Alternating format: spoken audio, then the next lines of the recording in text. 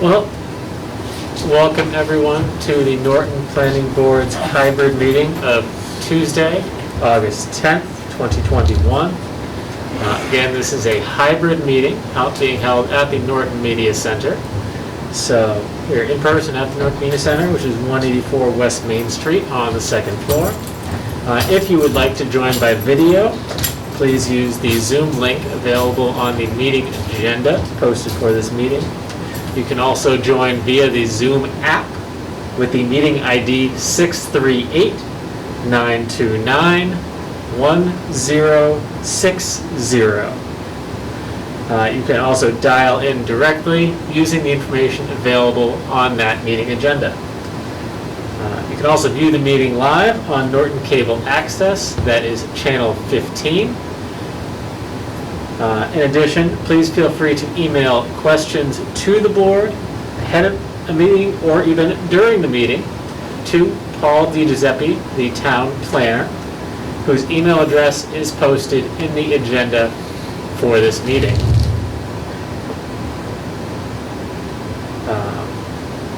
So we do have 3 members here in person today, as well as 2 members joining remotely.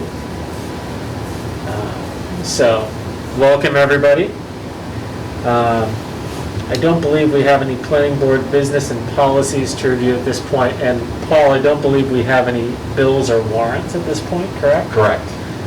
And we do not have any minutes at this time. So that takes care of those items on the agenda. Something that I think we probably should look to do, and maybe add this to the next meeting agenda, Paul, is as everything starts to kind of shift, since we're in hybrid meetings now and meeting kind of mostly in person, it may make sense to revert back to what we had done before in terms of bills and warrants and things like that, in terms of approving them at the meeting and then having the chair sign them, instead of just, as we had done during the pandemic, of just chair signing and then presenting them to the board. And it's something we'd have to vote on, but just to kind of quote unquote get back to the way things used to be. We don't need to go completely all the way back, but just something to kind of, it was something we put in place, and now we're kind of shifting away from that. I know we all signed the last A&R, but I don't think we officially kind of undid our single signer policy either. So I don't know if we want to do that now or whether that's premature, given the fact that Delta is here and all that jazz. But and I don't think it limits you to having one signature. Right. So, but yeah, just a point of discussion as we kind of look at it from a future perspective. The first item on the agenda here after that is the continuation of the public hearing for special permit 494 for 0 Rear Eddy Street, which is an application for special permit for common driveway duplexes and development in the Wetland Protection District. This has been continued a number of times. And I know that the applicant is here to kind of speak, and there's been some updates in terms of what's been happening with Conservation Commission, correct? We see you. Yes, sir. Okay, yep. Can you just provide just an update of where you are with Conservation? Mr. Chair? Yes, Kevin. Since, I get an echo here, but since there are only 3 of us that were part of the original public hearing, should we continue with this discussion at this point?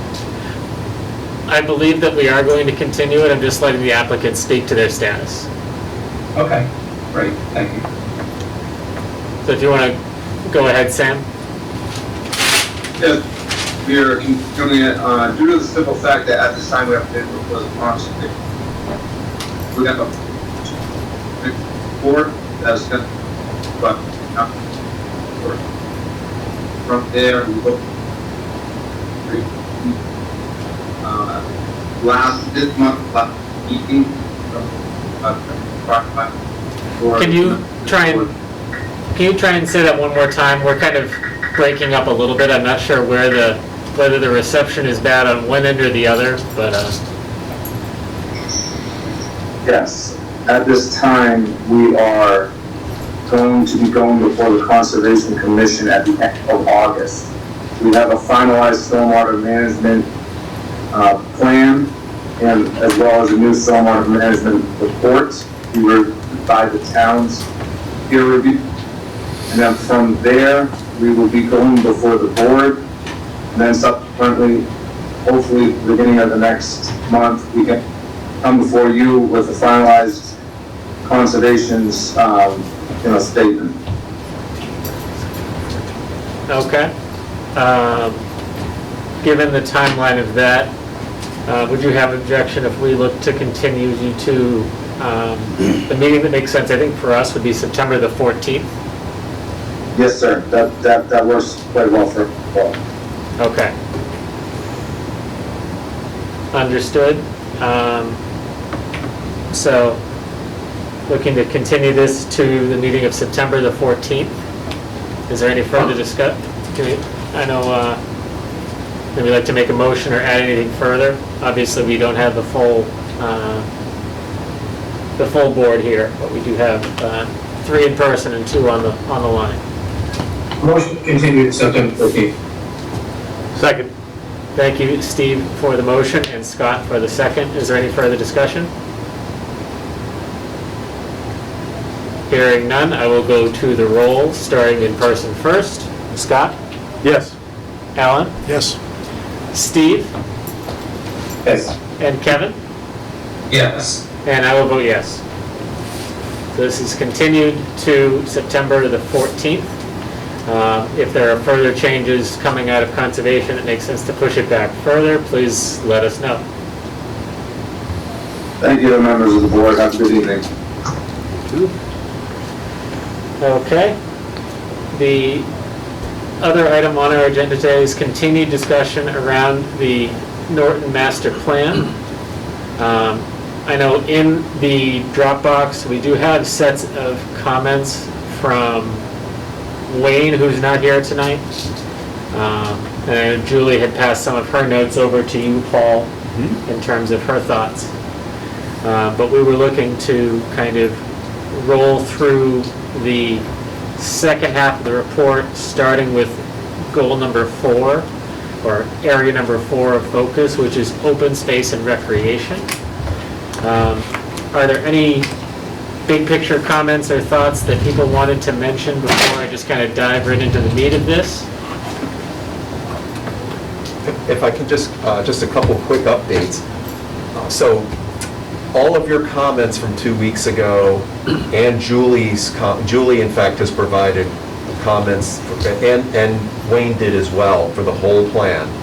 Those have been provided to Serpent as well. I just received an email from Serpent this afternoon that they have made those updates. I didn't share them with you only because of the timing and just didn't want to get into this confusion over what's there, so we'll just continue working with the prior version of it. We do not need additional version control questions at this moment in time. Right. I agree. Right. Okay. Okay, so the first item up here is open space and recreation. Obviously, this is an area of focus for kind of the planning board and other stakeholders here, specifically conservation. But kind of the overall kind of strategies, one is to preserve open space and manage growth. And the second part is to improve access to natural areas, parks, and recreation facilities. So, is there anything in terms of looking at the document on page 53 and 54? Okay. Why don't we do 52 and 53, because otherwise I'm breaking up the pages on here. So 53 is a page by itself for the overall section. Do you want me to put this up on screen, share screen? That would probably be helpful, Okay. yes, just in case anybody's following along from the, So anything specific on page 53, or do we want to dive right into goal 4-1?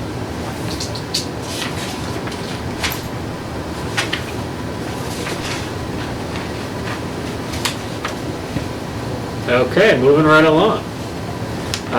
Goal 4-1 is preserve open space and manage growth.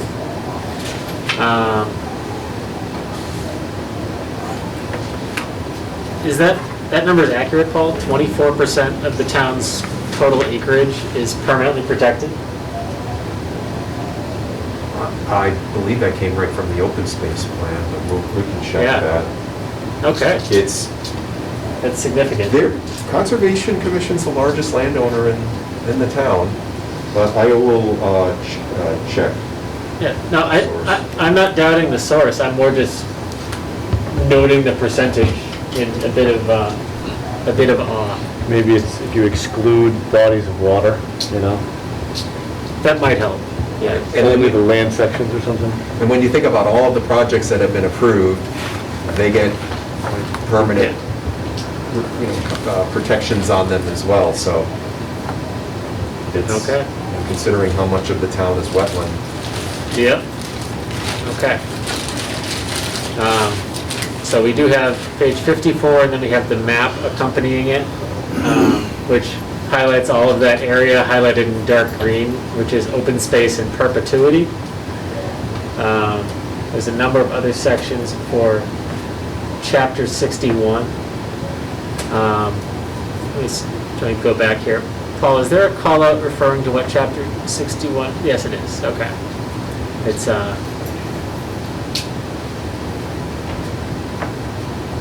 so the difference between just permanently protected and chapter 61 would be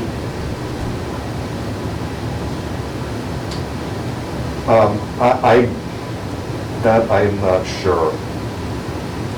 it says in that first paragraph that Right. it's in support of forest or agricultural use, it's Right.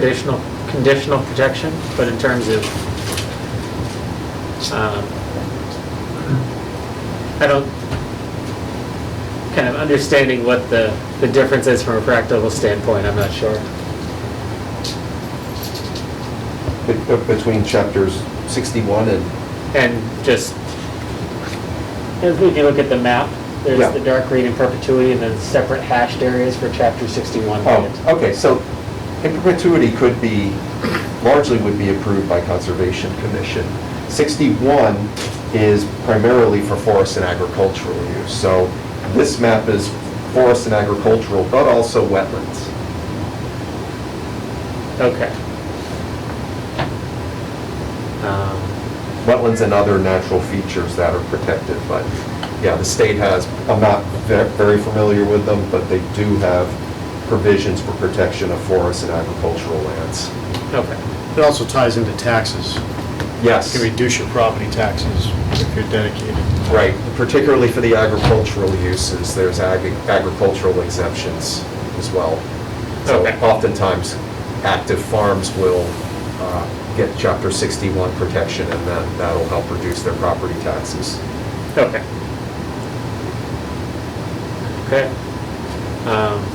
Strategy 4.1.1 is continue to protect conservation lands managed by the Conservation Commission.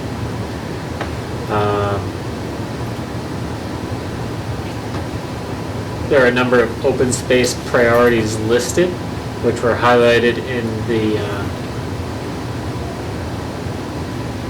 is that the open space resource plan? That, open space. Open space and recreation plan? Yes. Okay. No, it is spelled out on the previous page, I just, And we did pass along no acronyms, so they'll know to spell it out. perfect.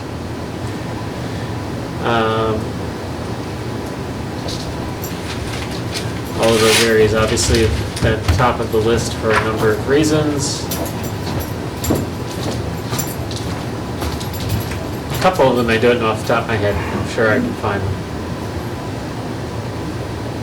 Any specific comments on that strategy?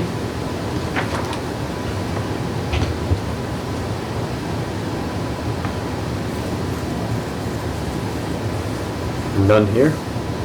Okay. Tim, did you just hear me or no? We did not, Kevin. Oh, all right.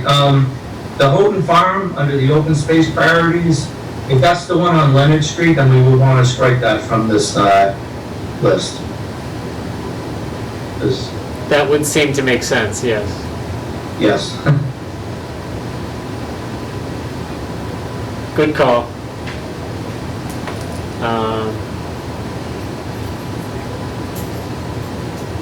Let me look at this again now.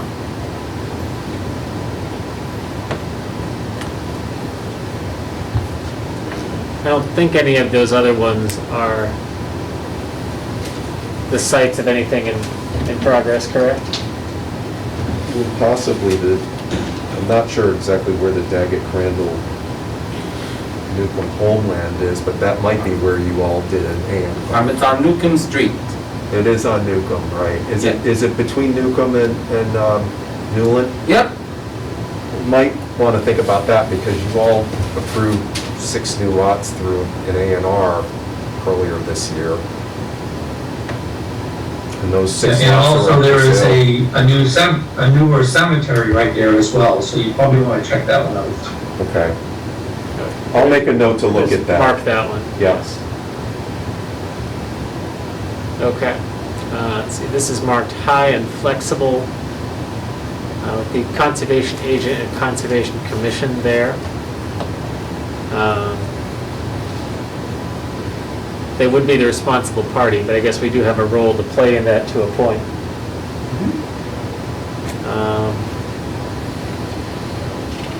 But yeah. That makes sense.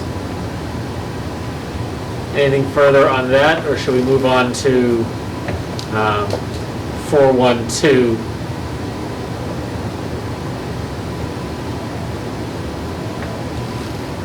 And that is adopt the Community Preservation Act to fund the acquisition of open space and community development projects.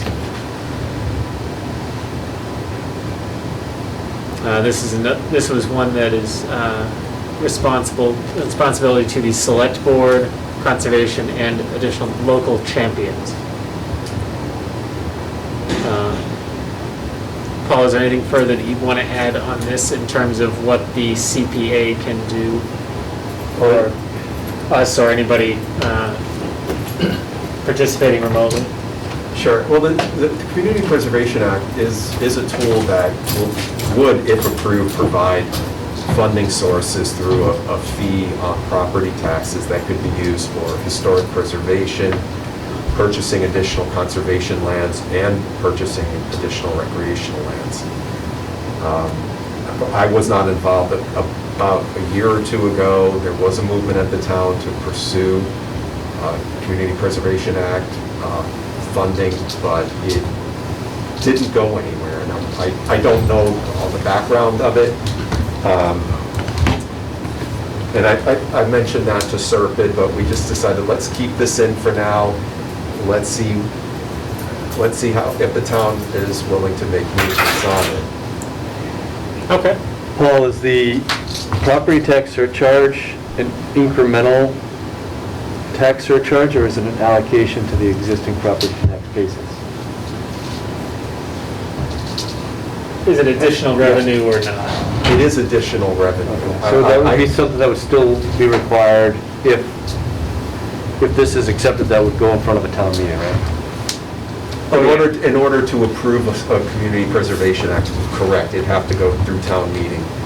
It would have to go through town meeting and a local, and I think the ballot as well. So, Yeah. a channel or a goal vein like this, Hi, this is Chris Keys. I've lost their audio as well remotely. I'm texting Paul now. we hear you guys We now. hear I you. hear you. We just went off for a little, I just saw the screen saying connecting, so. We will hold our discussion until remote participation can hear us again. While we, And the video. Can you hear us now, Steve? we are still participating, but There we go. you hear us again? Okay. There was just a little blip in the virtual meeting, but we're all here, and Steve, while we were gone, we gave you 20 new responsibilities. They're going to be due on Thursday. All right. Just kidding. Just so you know, the application got up before as well when to Okay. I will do my best to project through the mask. Okay. So do we have any specific thoughts on the Community Preservation Act section, which is strategy 4.1.2?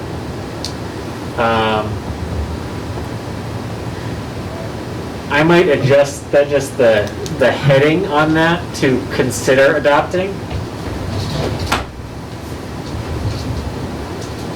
Give that a bit of a qualification. Does anybody have any feelings one way or the other on that?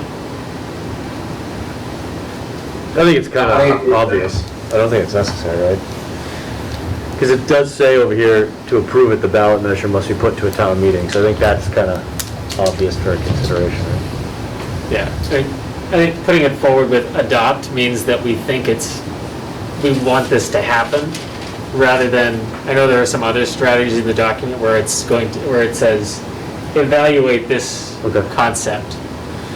So, I mean, it's something that the town can consider and adopt if they want to. I think that's how I would position it, rather than a straightforward adopt. Yeah, because the performance measure says successes adopted by 2026, so that's fair. Okay. Okay.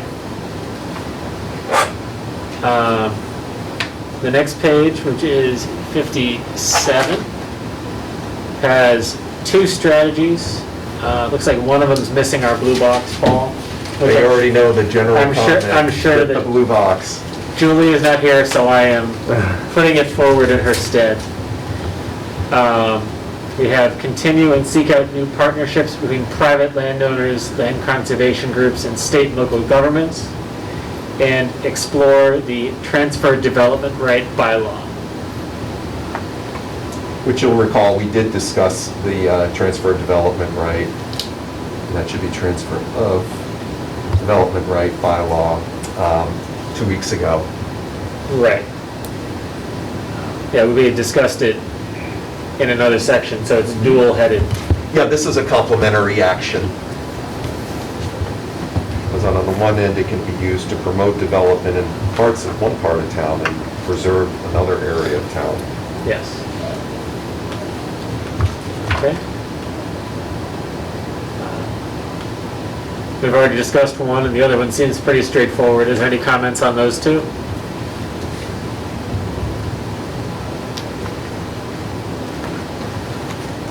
Obviously, private landowners can do what they want with land. So, to Joe Fernandez's point, if your neighbor's yard has a tree that you like, take a picture, because they can do what they want with it.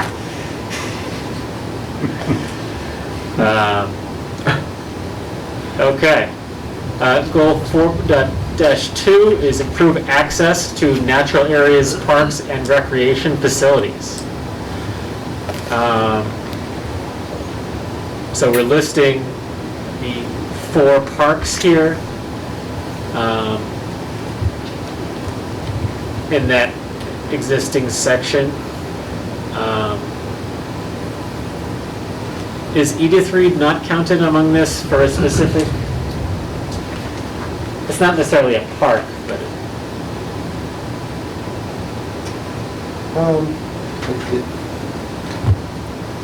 It is. In fact, they just opened up a wonderful facility in there.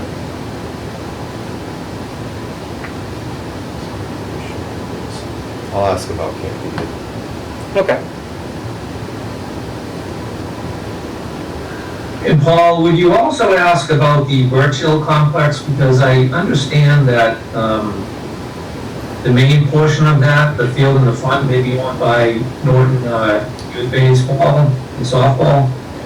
I think there might be an access road that's owned by the town, but just verify that so we don't Can you- concern anyone who Can you just say that one again, On the Kevin? north.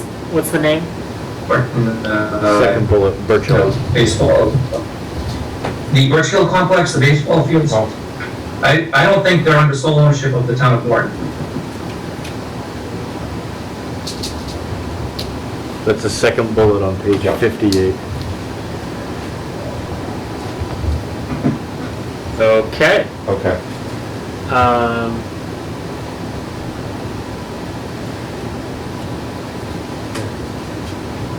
And I guess I never realized that the community playground and Tricentennial were different because they're right next to each other. Yeah, they actually are. Okay.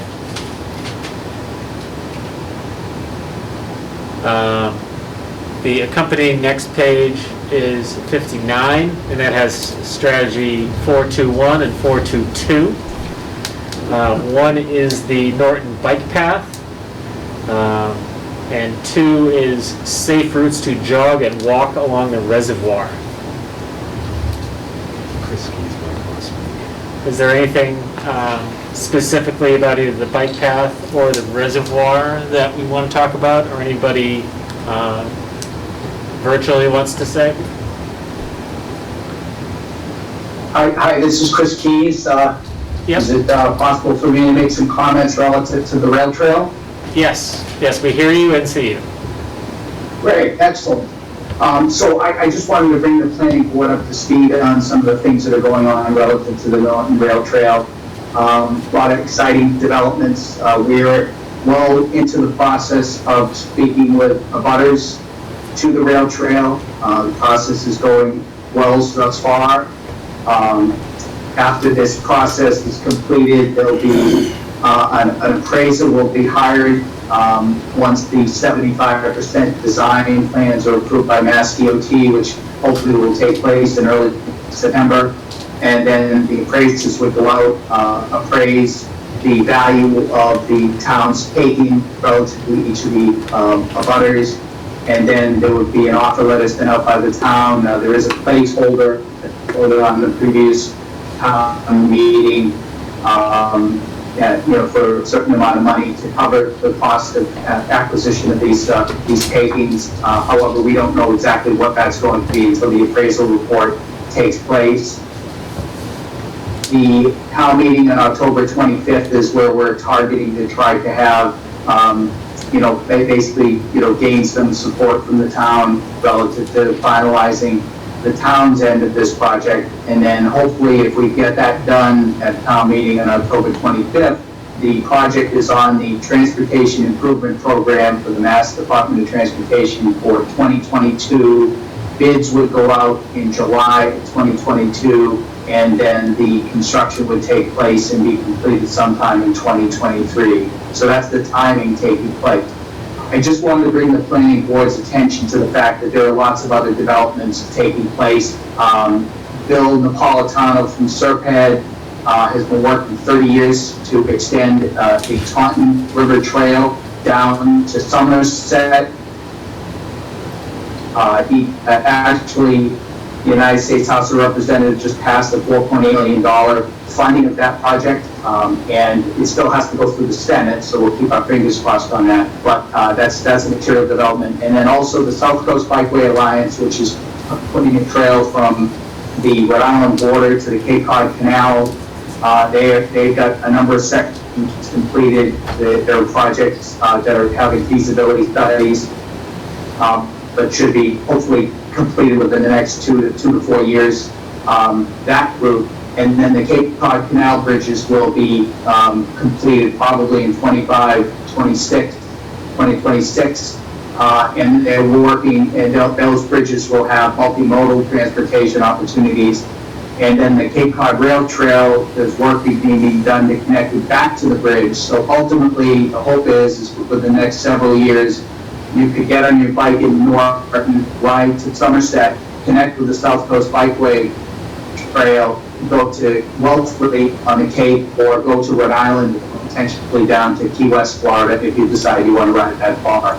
So this is so integral, this project of having this bike path completed is so integral connecting Norton to everything that's going on around us. In fact, the town of Easton right now is fighting to stop a railroad to go through their town and instead wants a rail trail that would connect up with Taunton and then start their process of heading north towards Boston. So just a lot of things going on. So this master plan and the importance of this bike path project, just so critical for the future, and I appreciate all the consideration that the planning board is giving this document and this particular project. Thank you. Thank you, Chris. I guess I need to get a bike. Okay.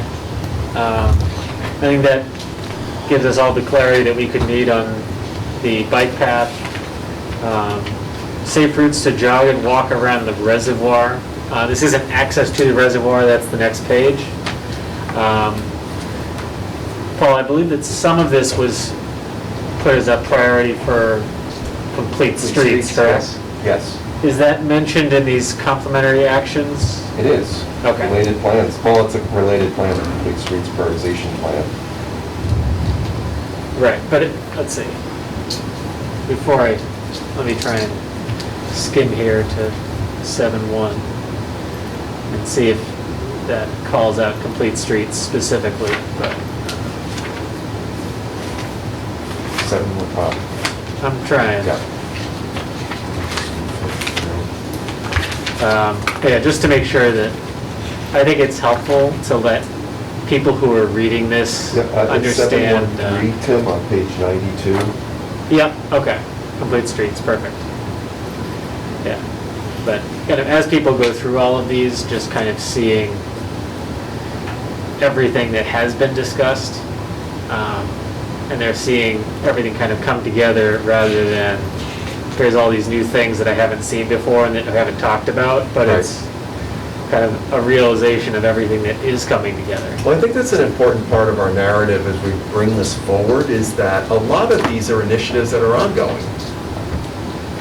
In fact, when I was looking back at the issues about commencement dates that were missing in the action table, a lot of these activities are things we've already begun doing, and this is an important one, certainly to be pointing out to people.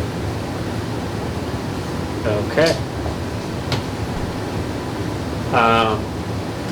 4.2.3 is improve access to the reservoir for boating and fishing.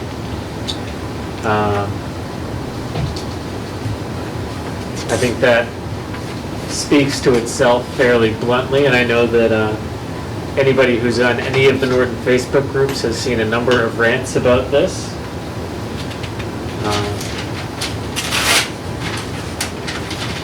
What would be the planning board's role in that strategy, Paul? So, Since we are a responsible party. I think maybe the most direct would be, there are some vacant parcels, particularly on the south side of the reservoir, that we keep hearing about interest in developing them. And this would be an opportunity if something were to come in front of the board that, especially if it's a special permit, might have the ability to ask for a public amenity, such as having public access to the reservoir.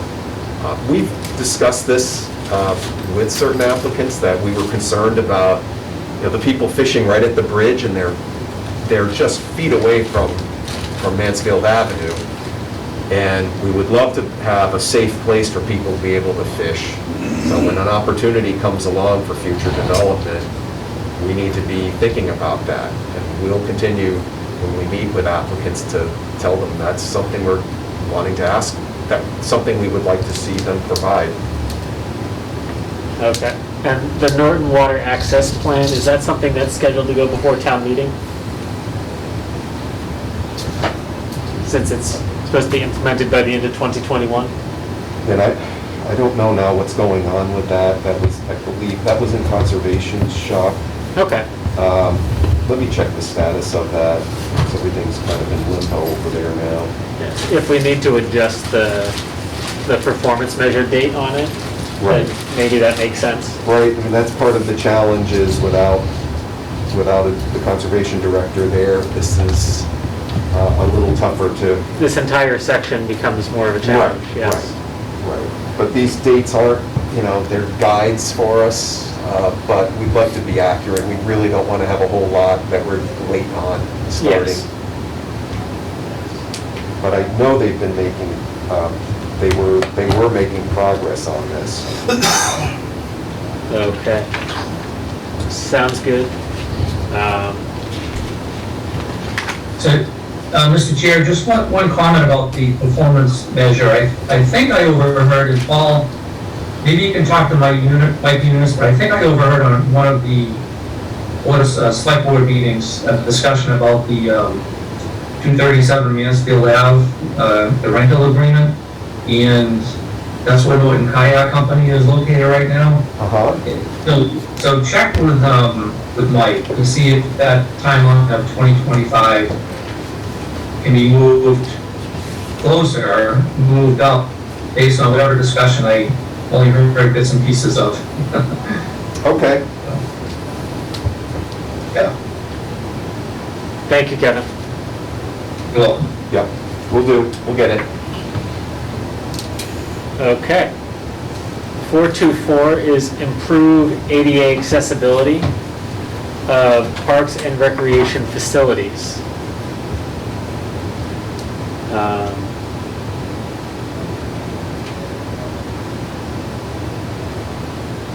Does the town have a dedicated ADA coordinator, or would that be something that would be a consultant, Paul? I believe that would be a consultant. And the building commissioner enforces ADA compliance.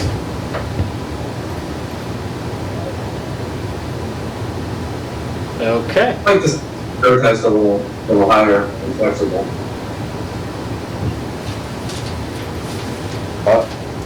You'd like to see that more immediate then? Yeah, absolutely. I think we're going in the right direction, but I don't think it's something that you put in bad right now. The performance measure says by 2028, which is covering everything. I don't know if there's a way to stratify that and make some of it more immediate, or... I'll see, can we move on?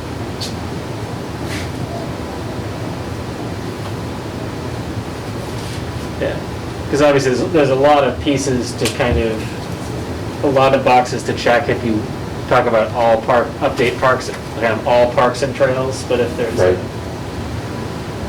a stepping stone to kind of get momentum going, that could be.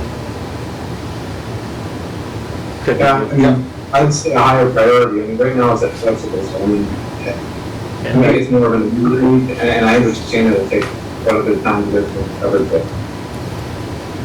So I've noted it, and I'll check with Mike to see if we can move up the proposed time frame from 2028 to something sooner.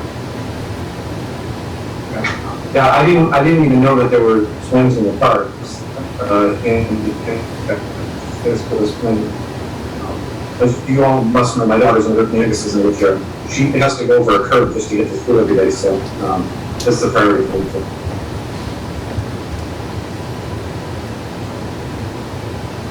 Thank you, Steve.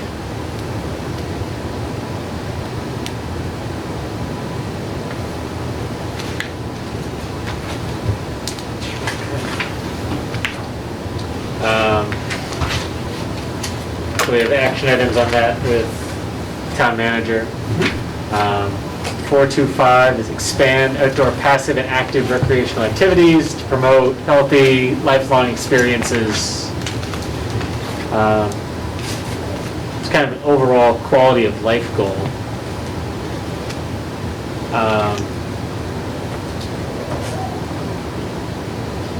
Yeah, I mean, the priority is low and flexible, but I feel like those there's not really like a checkbox necessarily. It's kind of a keep your eye on it all the time. And this, as I'm looking at this now, this is really one of those that we do. It's a continuous. Yeah. I'll talk to Melanie, who's the Parks and Rec director, about this, because this this strikes me as it's immediate because we do them. It's I mean, constant, other than yeah. COVID, we've had multiple events and they've actually expanded and we're expanding. Yeah, and some of them are big and some of them are small. Yeah, and in tying this back to economic development, there are opportunities that we could have in places such as the village, the commons, to have such events here to attract a broad range of residents and have a spin-off effect of people going to places like Wendell's and Bog Iron and so forth. That's why I saw the parking space. Yes, sir, that is correct. Paul, I was just gonna say the same exact thing, and also tie in the parking area as well. Public park. Right, maybe we should have a party at the parking space. Well, they do it at the Gillette Stadium, so why not? I'm kidding. But, I mean- I think that would be an opportunity to showcase the space for people. In all seriousness, if we were able to do something, but again, this is to try to create more community events, more different themes and attract more people.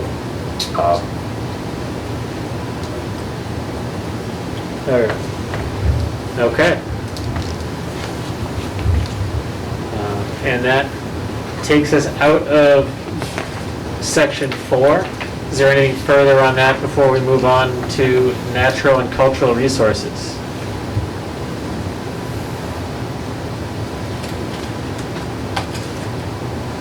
Okay. Natural and cultural resources has 3 top-tier goals. One is protect the quality and quantity of Norton's groundwater and surface water resources. 5.2 is partnerships between private landowners, conservation groups, and government to enable future open space acquisitions. And 3 is protect and promote the Norton's rural, cultural, scenic, and historical qualities and assets.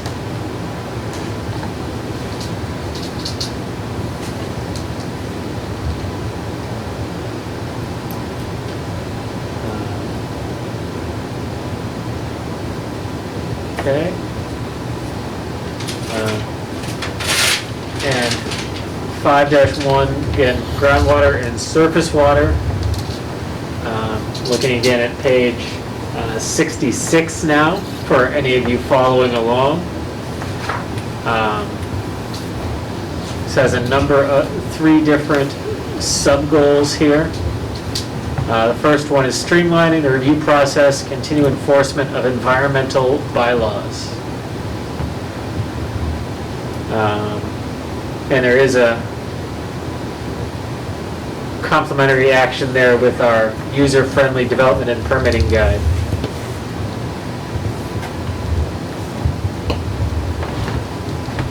And then 5.1.2 is preserve open spaces within the Canoe River Sole Source Aquifer Recharge Area.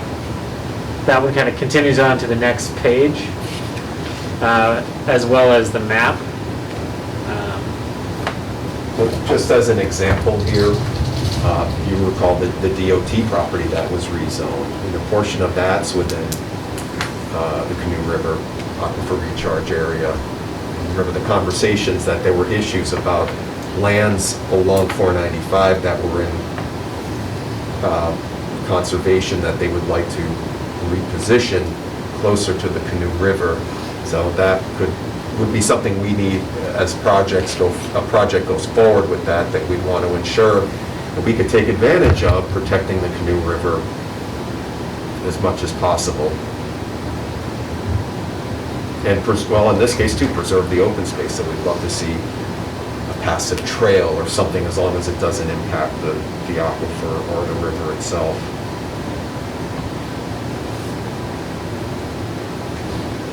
Okay. Anything on those 2 strategies and/or the map that's on page 67, which just highlights water resources?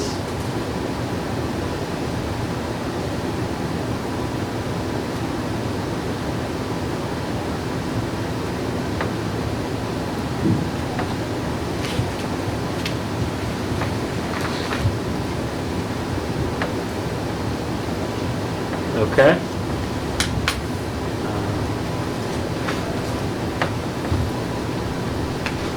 And 513 on page 68, and then there's a map corresponding on 69, which is apply for MVP funding to implement stormwater management strategies identified by the Municipal Vulnerability Preparedness Plan.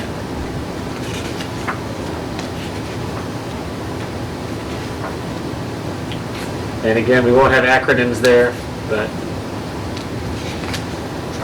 that is the Certified Municipal Vulnerability Preparedness Community, or to become one. Okay. Right. So this is dealing with different aspects of climate change, such as flooding, wind events, and so forth. So this one's specifically about stormwater, but we did identify need for some new drainage infrastructure in specific areas that would help alleviate flooding problems. And again, here, Kevin, go ahead. Yes, thank you. So just one comment. I think the number one department that should be listed as responsible party is the highway department. With Pete and his folks. I don't know what, so that should be probably the number one responsible party. Most. good catch, good But I catch. don't know what the building, I don't know what the building department is, if that's the building commissioner. And also, I don't know the role that the Norton Senior Center plays in this. So. Yeah, so the building commissioner actually does, or has the ability to review stormwater systems as part of their review. The senior center, they brought it up only because they talked about it specifically in regards to the new facility. So I think that's just a specific one. Where did I see that? Oh, incorporating low-impact development in the senior center parking lot. Nice. So it's just that one specific example of it. And I agree with you, Kevin. I don't think they have a direct role in this. And in fact, if, for example, when the new community and senior center comes forward, this board will review it. So this board will have more of a say on that than the Council on Aging. So you probably should just eliminate that. I agree. That's a good catch. And this is the first time I've seen the Board of Selectmen written this way instead of Select Board. Yep. So change that to Select Board. I haven't seen it anywhere else. We should, look out for it. Yeah, it was somewhere else. We did point that out to them about Select Board. Okay. So that should be reflected in the final document, but Yeah. Okay. But we should also add conservation here too.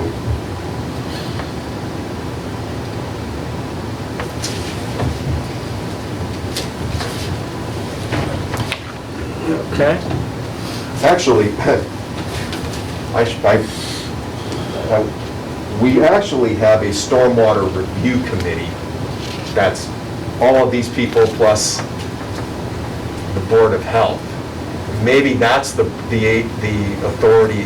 I mean, we could just spell out all those different ones here because I don't. Actually, the new stormwater bylaw that was passed in May pointed out who this stormwater committee is. But that's probably who needs to be reviewing or being the responsible party. Yeah. So how do we add the Stormwater committee. maybe add the members to Yeah. that, not necessarily calling out the committee, because I'm not sure if the average Norton resident would know who's on the stormwater committee. Yeah.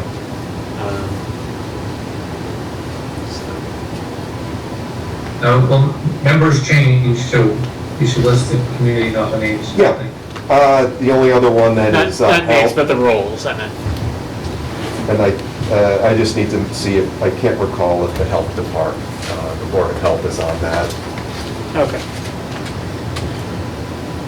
Okay.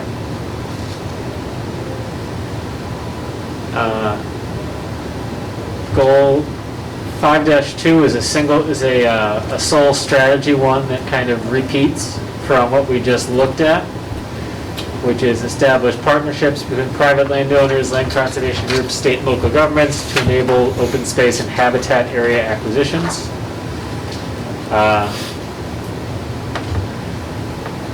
And then we have, I'll let that one stand on its own because the next one's going to be a bigger one. Does anybody have anything specific on that?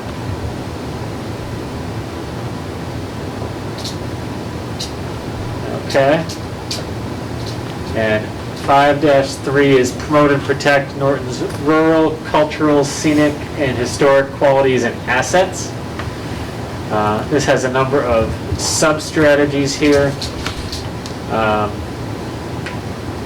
The first of which is developing a coordinated wayfinding and signage model for townwide multi-use conservation, recreation properties, assets, and opportunities.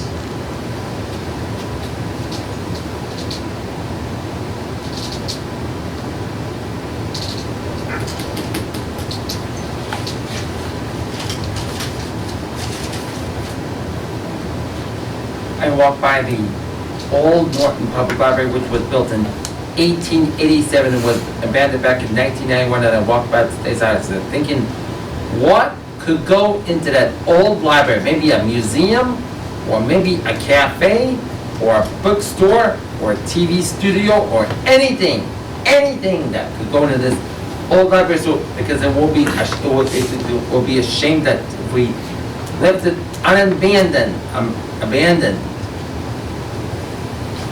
Thank you, Peter. Yep. This one kind of covers a few pages, so if people want to bounce back and forth, that's okay.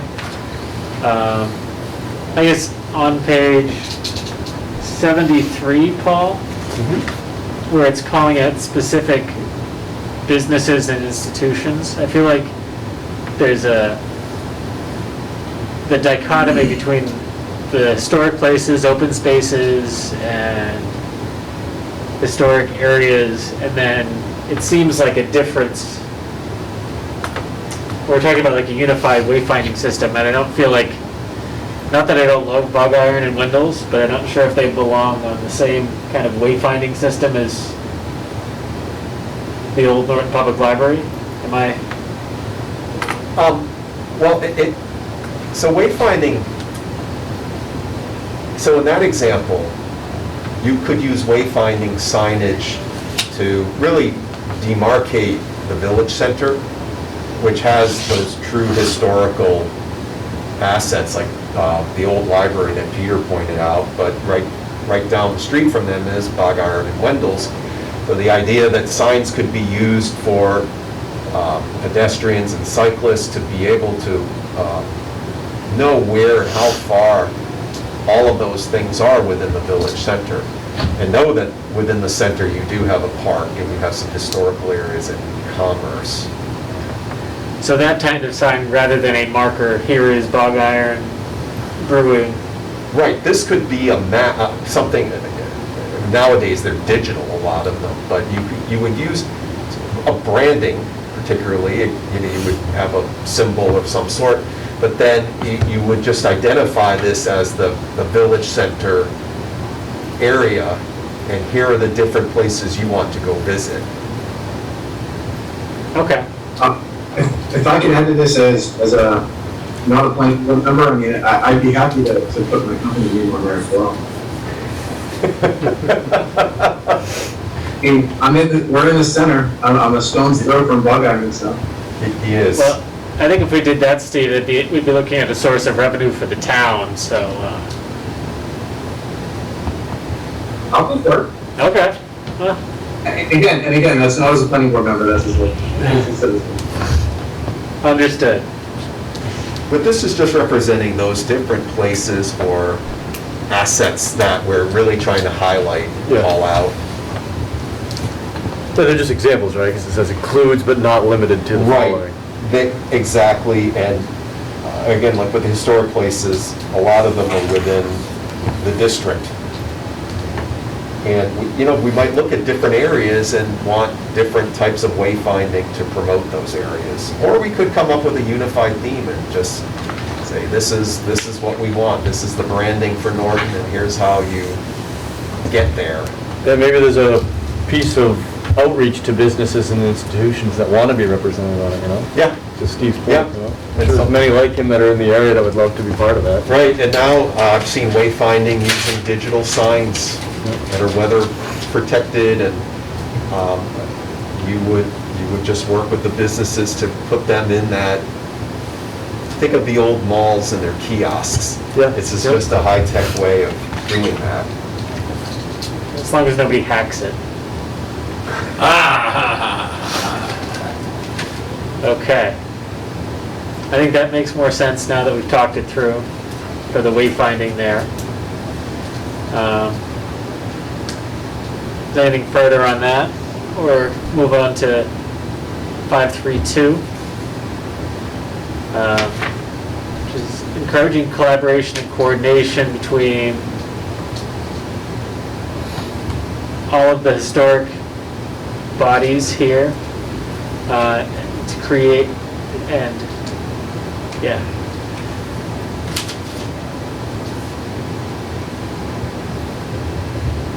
So this is one that we definitely need to get a defined starting date. I need to reach out to these organizations to get them, I need to talk to some of the members of those to get this finalized and get them even trying to get moving on it. Yeah. Yeah, I mean, the first bullet point under performance measures, I think,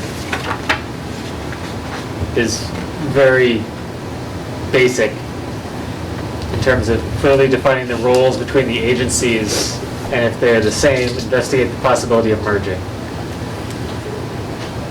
That seems about as basic as you can get in terms of coordinating them.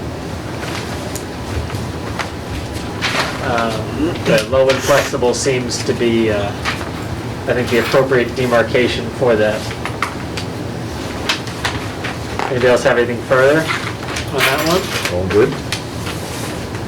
Yeah, just a suggestion to Paul, to utilize the select board as well in your efforts here with 5.3.2.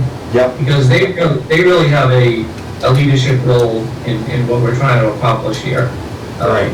It's a good list, huh? And I think they should lead the effort to coordinate among the 3 or so different related, boards and commissions. So that'd be my suggestion. Okay. And you have select board on here, but when you mentioned, Paul, that you're gonna reach out to them, maybe have them do some of that work, have them come in.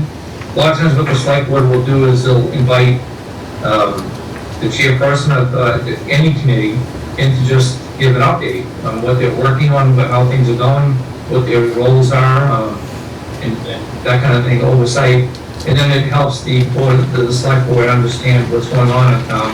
And then they can take it further by making suggestions on how to improve things. So don't put it all on your shoulders, is what I'm saying, Paul. Good point. I'll talk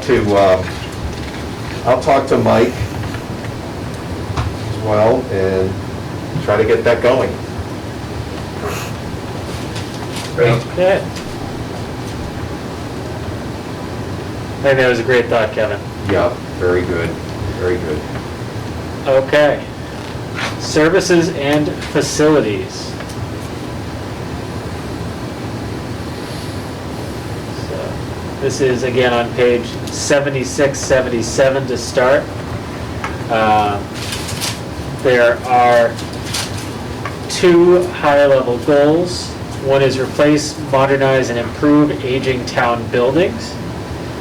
And 2 is expand key infrastructure services such as water and sewer to meet demands for economic development and make Norton an attractive place to live and do business. So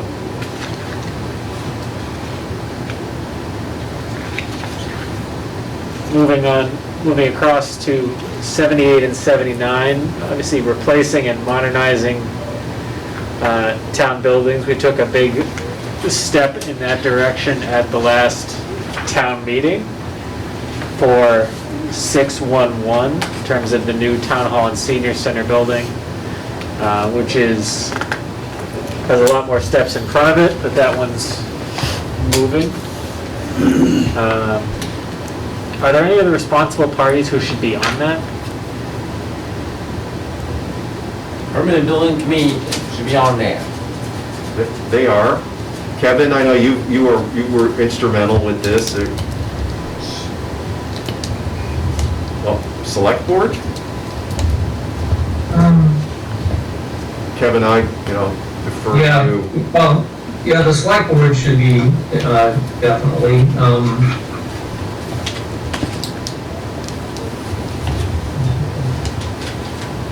yeah, the permanent building committee and the select board.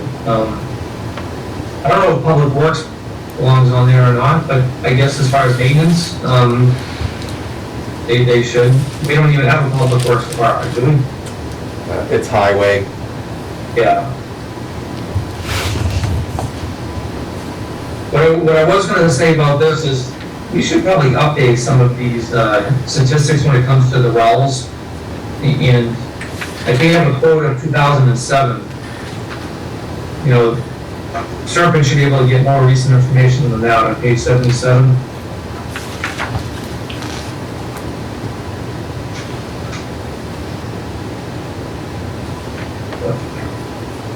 I think that was the pump volume, but yeah.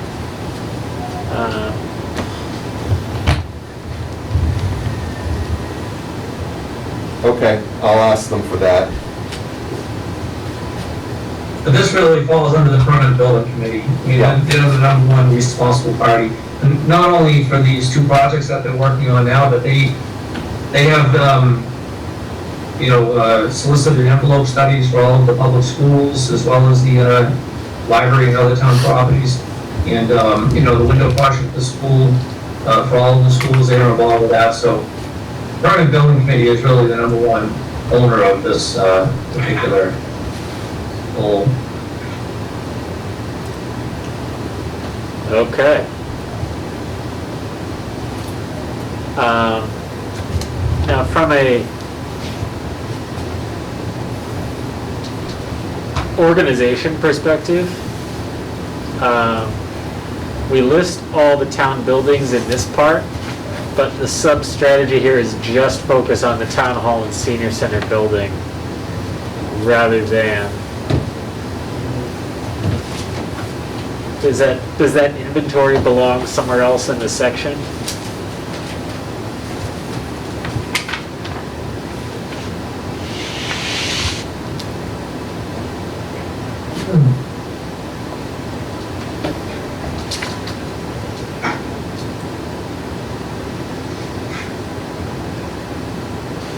Well, it gets into more detail as you go further into it. Talk about the library, the second edition, pictures of all the other facilities, replace and modernize. Right. So you had 611 is only about the 2 new buildings, but it gets into more detail in the next 3 or 4 pages. Yeah.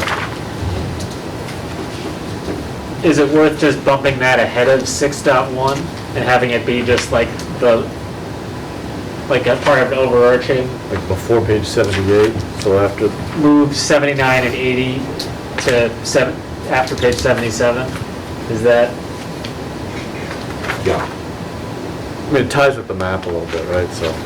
Yeah.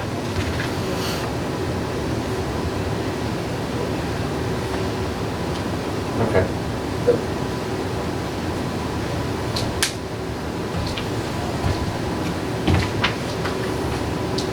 Okay. 612 is focused on the library, evaluate addition of space and add programming. Yeah, the library director has communicated multiple times that the upstairs, which has never been completed, is really becoming a necessity for them. because they've overflowed downstairs and their activities are, you know, they do a great job of a lot of programming, and that space, which was constructed with it along in the 90s, has never been used, so they would like the opportunity to get that space finalized and usable. Is there an elevator? There you go. I don't believe there is. There you So go. that's an issue. There's the big cost. That ties to the next one, right? Right. Well, the, ADA. it is, but yeah, Yeah. for the library one, the performance measure is engaging in 2022 for a feasibility study.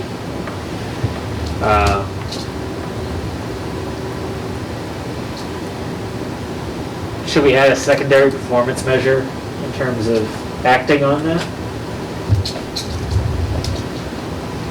I mean, the master plan's supposed to be a 10-year plan, and Right. our one performance measure is in year 1, and then we have nothing for years 2 through 10, so I'm not sure. I can work on some language. Yeah. Based on the feasibility study, develop appropriate action plan. Yeah.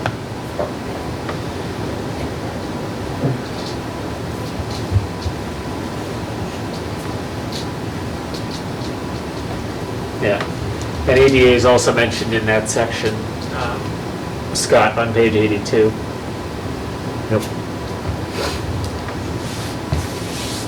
So again, tying into ADA 613, evaluate and implement an ADA transition plan for town-owned buildings and facilities.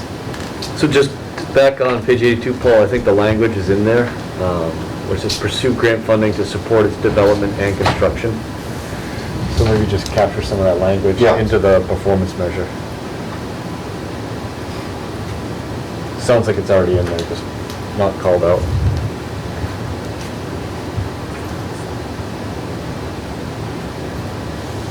Okay. ADA transition plan for town-owned buildings and facilities. This is marked as high and immediate, with the responsible parties of the town manager and the building inspector, which makes sense. There was an ADA consultant in another section. Would that be something that somebody would be, Right, we would have to hire an ADA consultant. would that be So- an additional responsible party like it was before? Yes. Well, they would be working through us, so the ADA consultant would be hired through us. The issue They were listed as the here, responsible party in the other section. That's why I was, there was the coordinator, ADA coordinator. sorry. Okay. So the issue here with the timing is with the 2 new buildings coming on board, this probably doesn't get quite the priority as it might have. I would just suggest this become a flexible.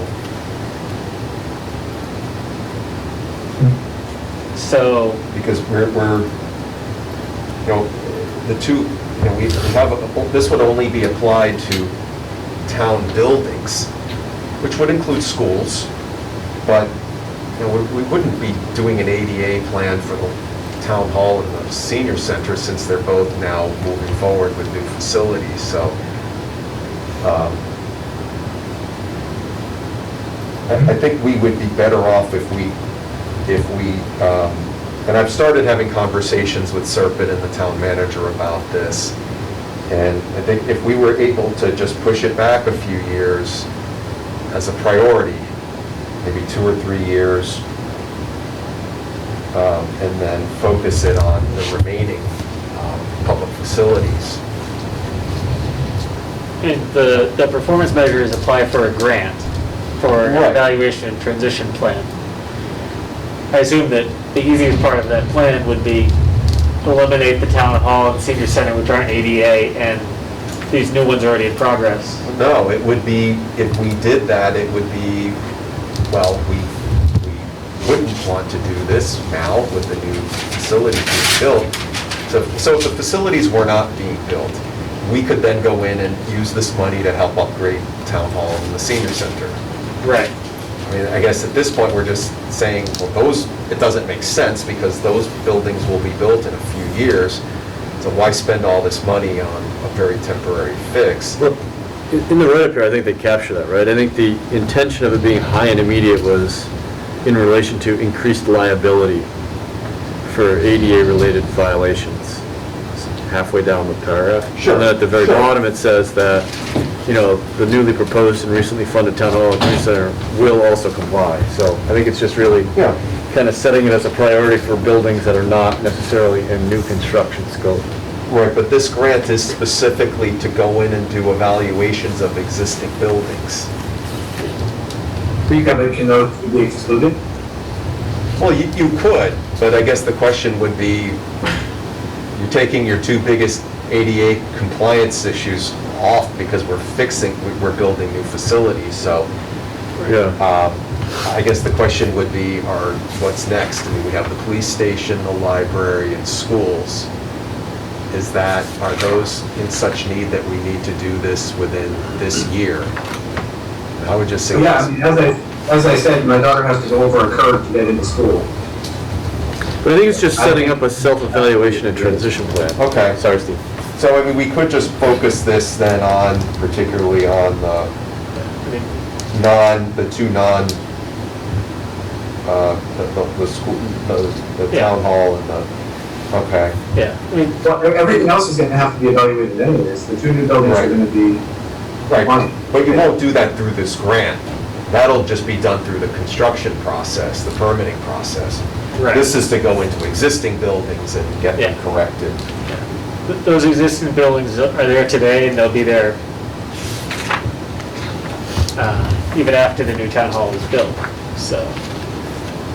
Well, a portion of the building's coming down. Right,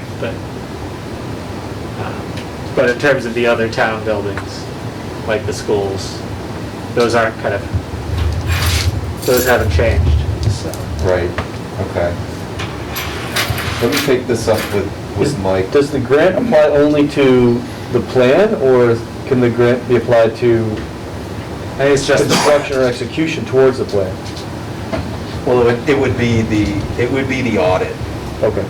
So presumably additional funds would be available to make the improvements. I think it's a dual track. If you look at the success story below it, it says in Long Meadow, they got a grant to do the plan, and then the next year, they got additional funding Yeah. to make improvements at a specific park. So it could be an avenue, for example, for the library elevator, Could be. if one's deemed necessary as per plan. I think Or that's pretty- schools, or, Yeah. yeah. Sure, yeah. Okay, I'll follow up with Mike on this and see. Yeah. Yeah, we can obviously tell them, this is what's in progress for these facilities. You can Wow, the ignore library this. has an elevator?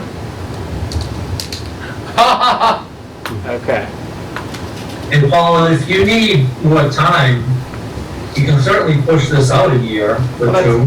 Yeah, that's all I was saying. I was just suggesting moving it out a year or two. It can still be high immediate, but Yeah. maybe 2022, 23 or something, right? Right, yep. I don't know what the timelines of that program are, or if there's annual timelines, or if it's just a rolling queue, or who knows? There's timelines, but it's annual. Yeah, And also include the building committee on here as a responsible party. Okay.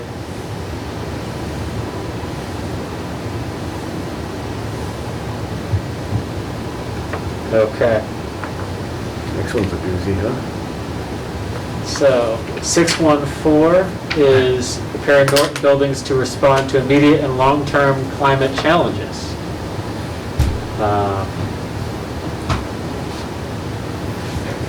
Obviously, we are, this has, I think we covered this in a complimentary action before. We're not going to solve climate change in this meeting, so, But can we stop the roof from leaking all over Town Hall yes, by tearing it down. by tearing it down?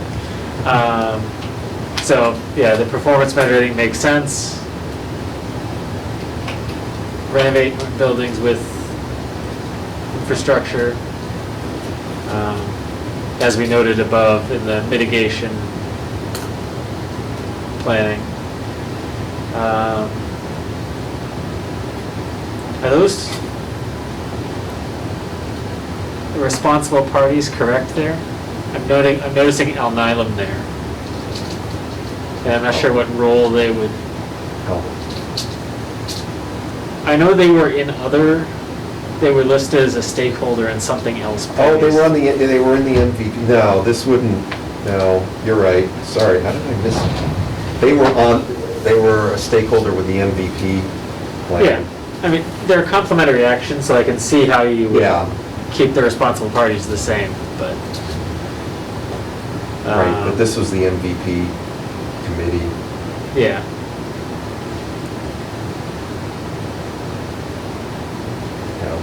And it says select, Right, the right, select board that's- change, but that's a find and replace everywhere. Yep.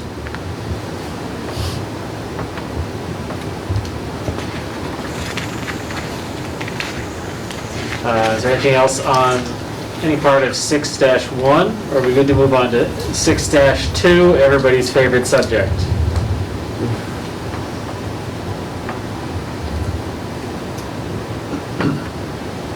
Okay.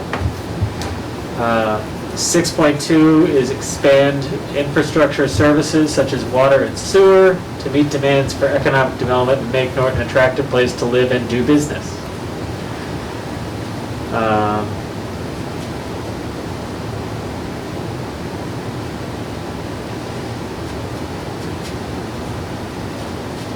And obviously 6-2-1 is provide clean drinking water and ensure future supply of water. One positive update, Representative Auchincloss updated us as part of his budget proposal at the federal level. He's proposing to get funding to help upgrade all of our wells, our potable water wells, which is a pretty significant funding initiative, which would have the direct benefit of providing cleaner drinking water.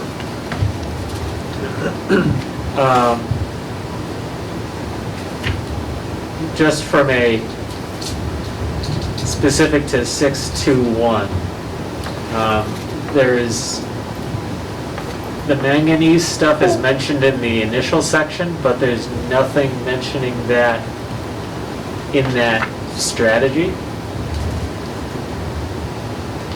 And there's nothing in it for the performance measures. Unless it's kind of tied into the water master plan and pipe replacement. But I don't think it, I mean, is it? I think that's kind of a mandated standard in terms of how you define clean drinking water, right? Yes. Manganese is not the only thing that could be a concern, so I think just keeping it general and clean kind of captures those at the state level, right? I mean, at the state level, yes. But, yeah.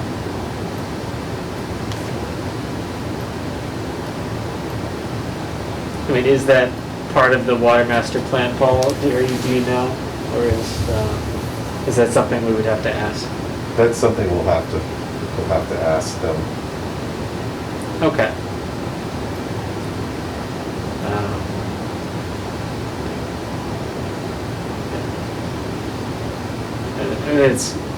It's good to have,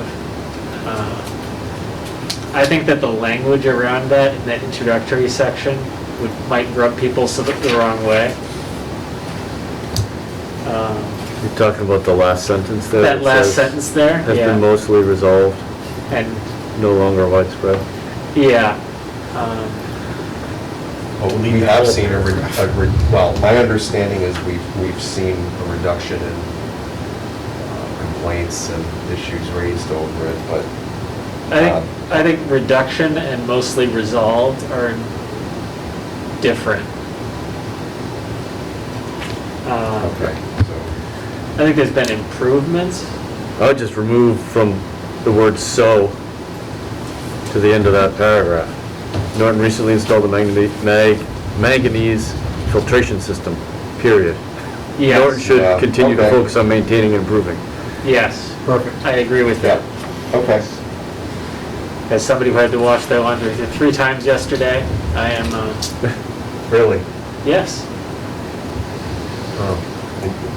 Okay. So, Did you report that? I did not. Probably makes sense to contact them and Oh, let yeah. them know. Just so There can was report flushing, it. they know. There was flushing, so I'm not, yeah. But yeah, so I think that makes sense in the intro section.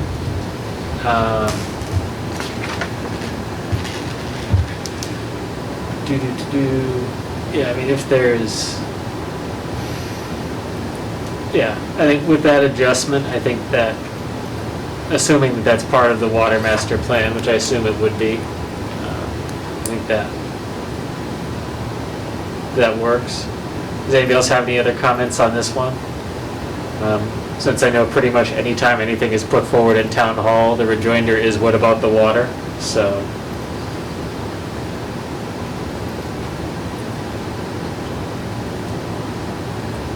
If we don't have anything, I will move on. To expanding infrastructure such as wastewater lines to key locations for economic development. I know this has been in process on Main Street. In some, or has been in process with the project that went on last fall, and then again this spring.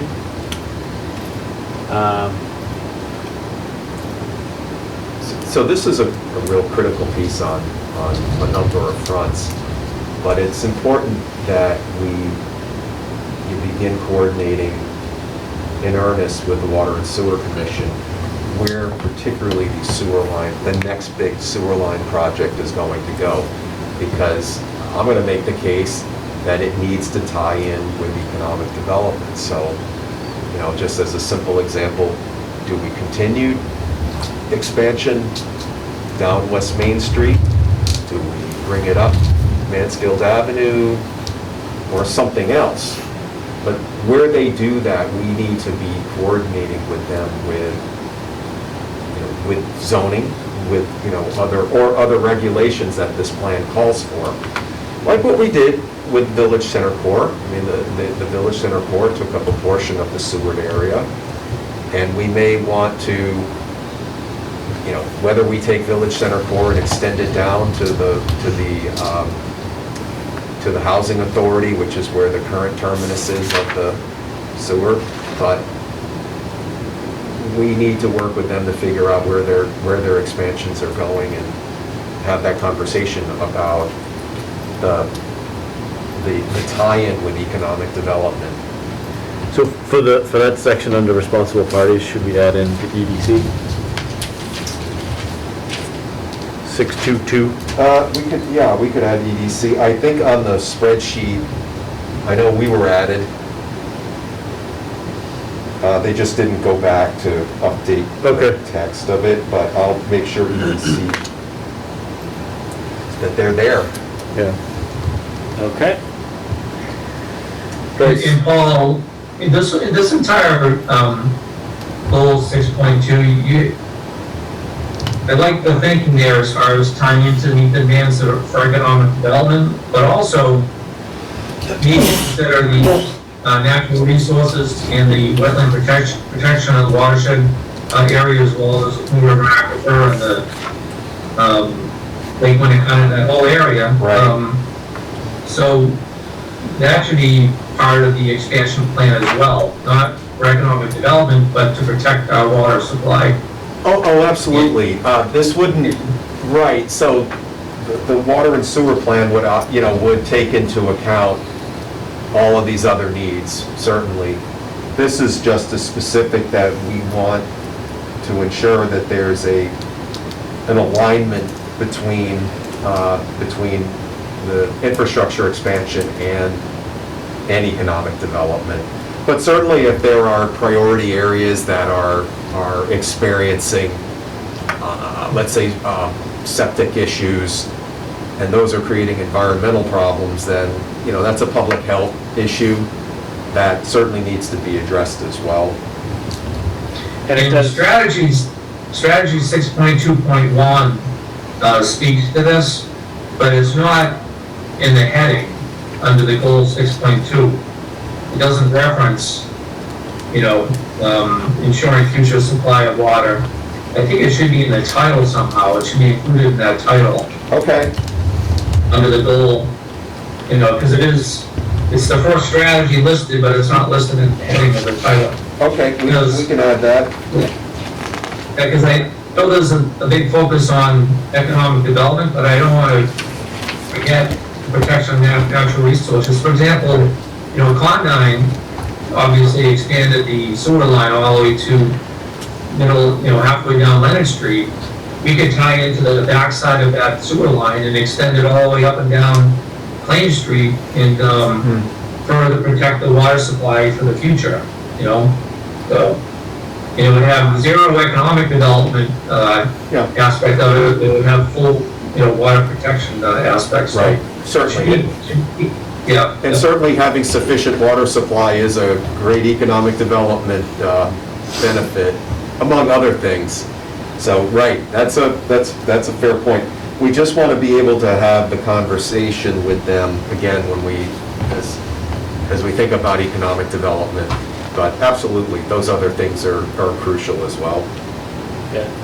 And the last sentence in that section, Kevin, does speak to that, where it says, new connections should align with development priorities, but also DEP and EPA priorities to protect natural resources. So, you and Serpeter are of the same mind. Yeah, just put it in the goal 6.2, put it in the heading so Yep. people realize that Right. it's covered in the subsections. Yeah, Got it. gotcha. Thank you. Okay.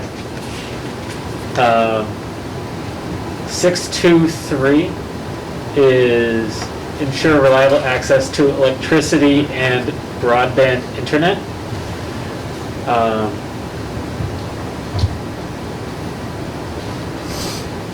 The performance measure, I think, is a broadband access audit, which I think is a good first step.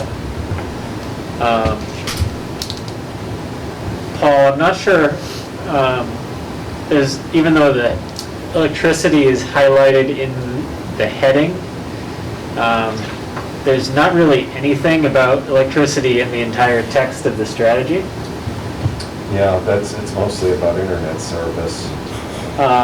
And I know on one of the information sessions with Serped, there was discussion about the main big power line coming into town. Yeah.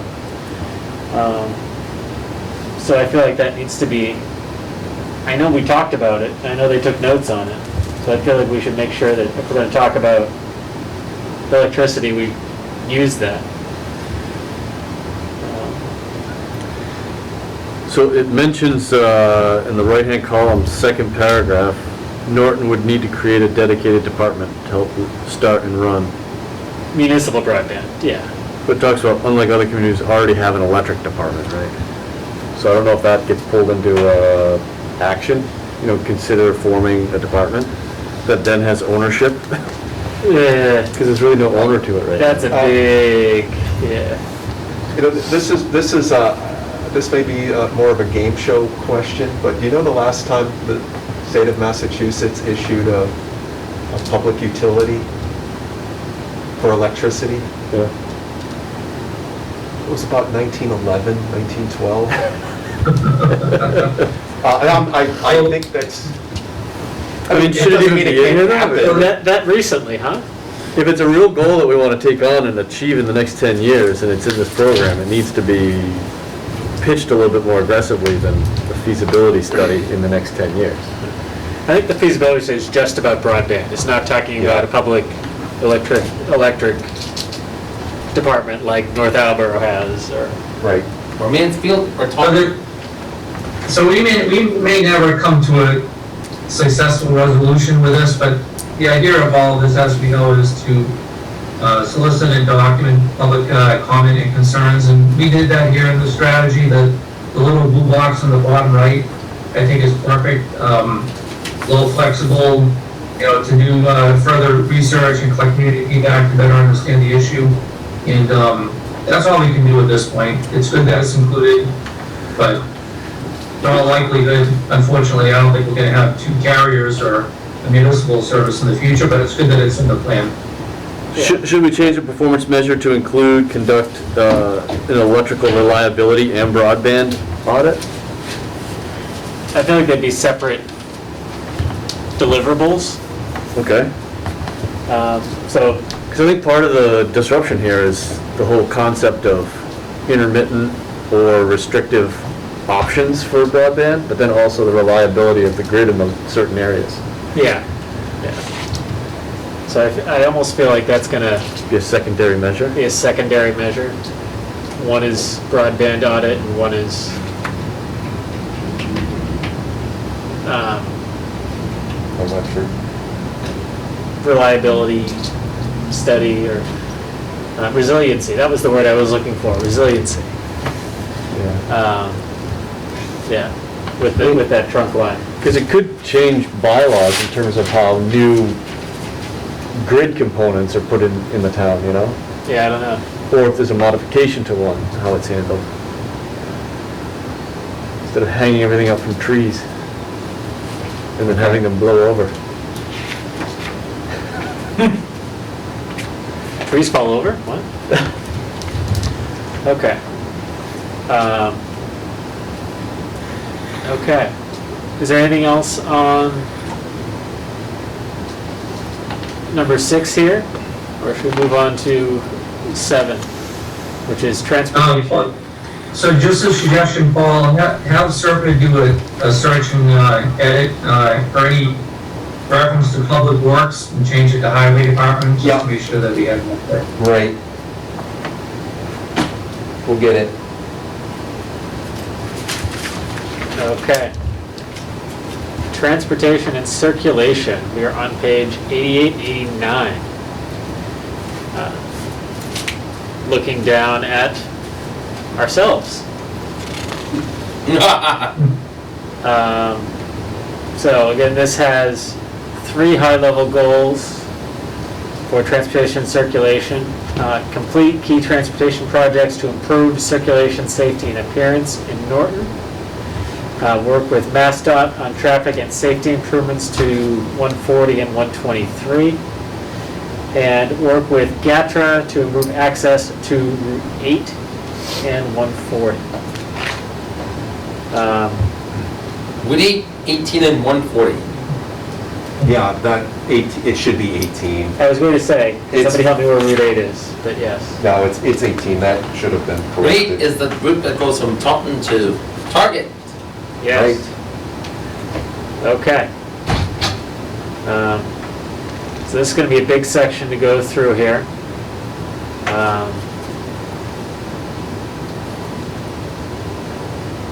don't know if we have anything on the intro section, or if we want to move right into 6.7.1, which is key transportation part to improve circulation, safety, and appearance in Norton.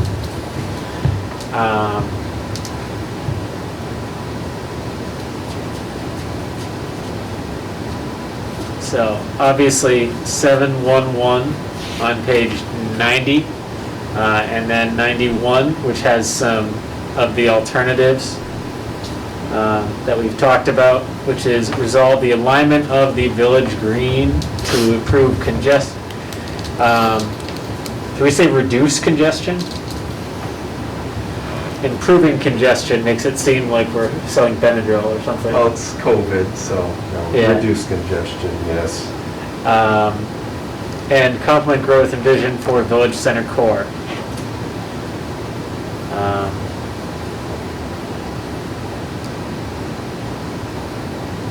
High and flexible seems to make sense since it's not an immediate action item.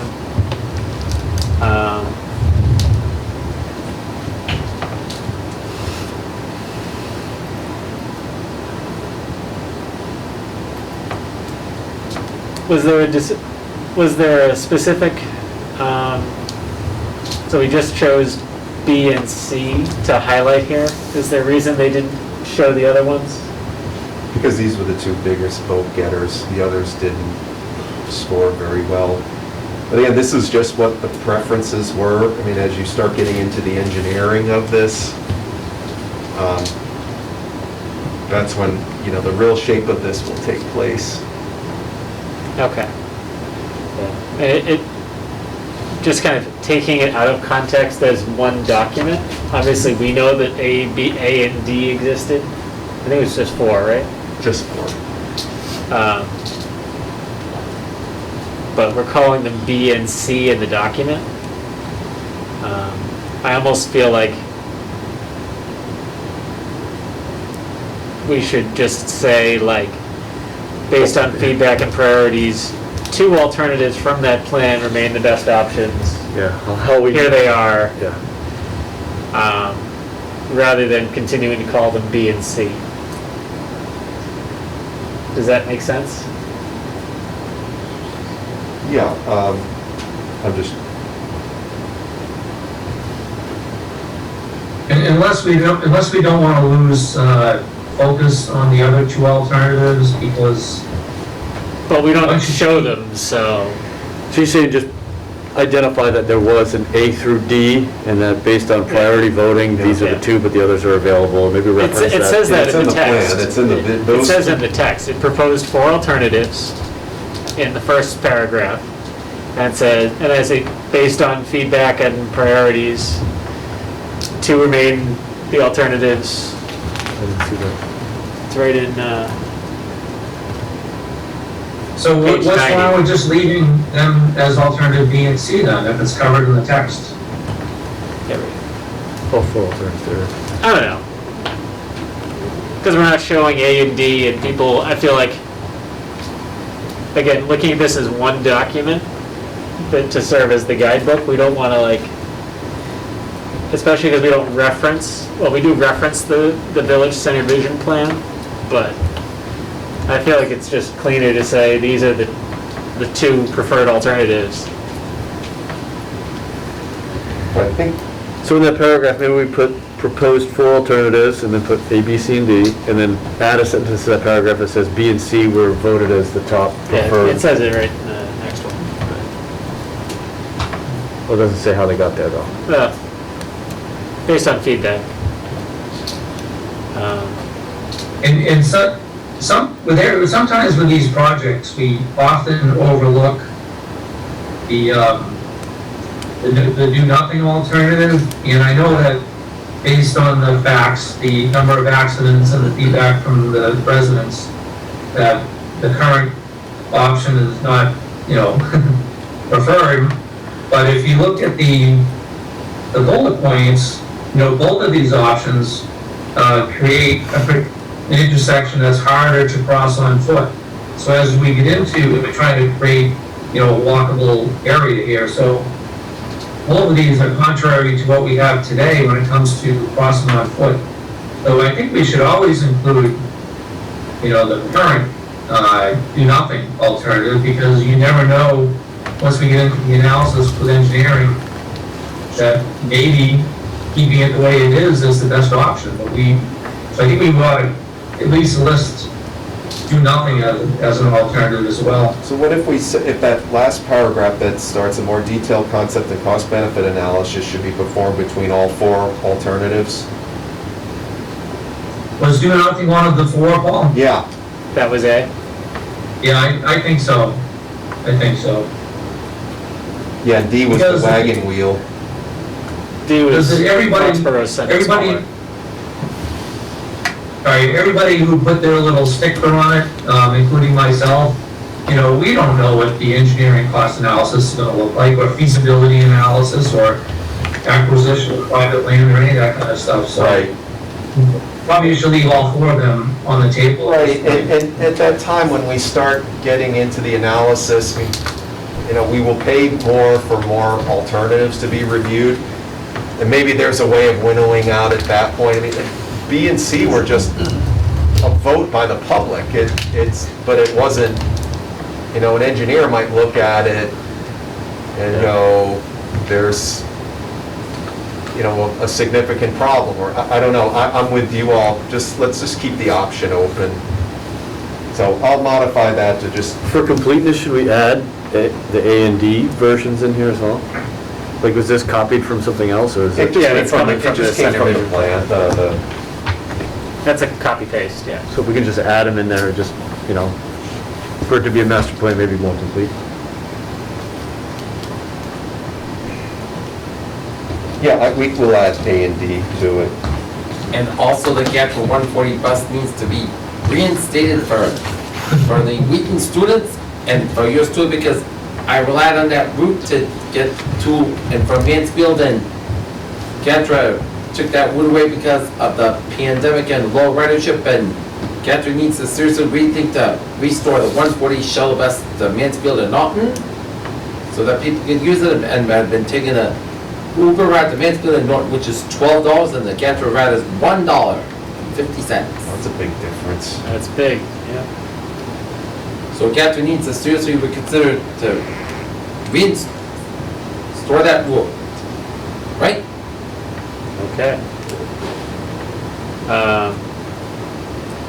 Is there anything else on 711? I think we covered that one pretty well. 712, we've also covered with the Norton bike path. This doesn't seem to reference a complementary action earlier. Am I missing something? I don't see a tie back. It's in the spreadsheet, I know that, but I'll Yeah. make a note.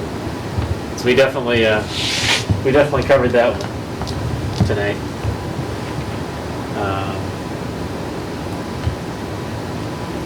And 713 on page 92 is continue funding and implementing high priority complete streets improvement,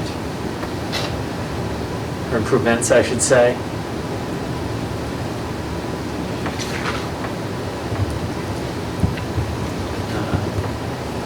And the map on page 93 also shows some of those.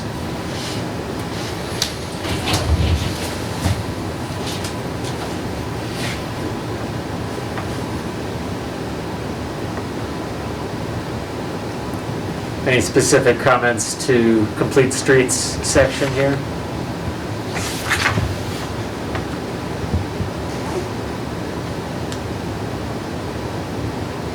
We're looking to complete the top 15 projects by 2030. That's going to, that seems like a long time, but I feel like that's going to come up on it quick. Yeah, and we need more bandwidth to start moving some of these projects.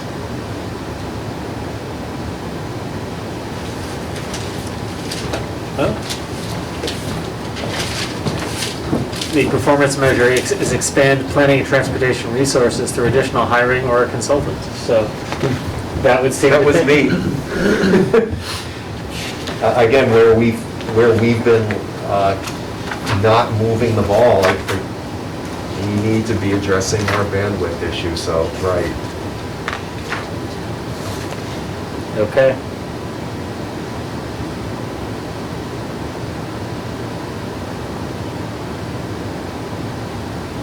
Uh, 714 ties back to the wayfinding that we discussed previously.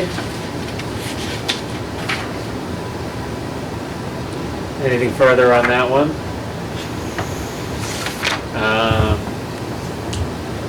And then 715 is investigate the creation of a traffic safety committee that would regularly meet to review documented safety issues, certain types of proposed developments, and other transportation-related issues. There's a minor typo there under 715. Chris has raised his hand too.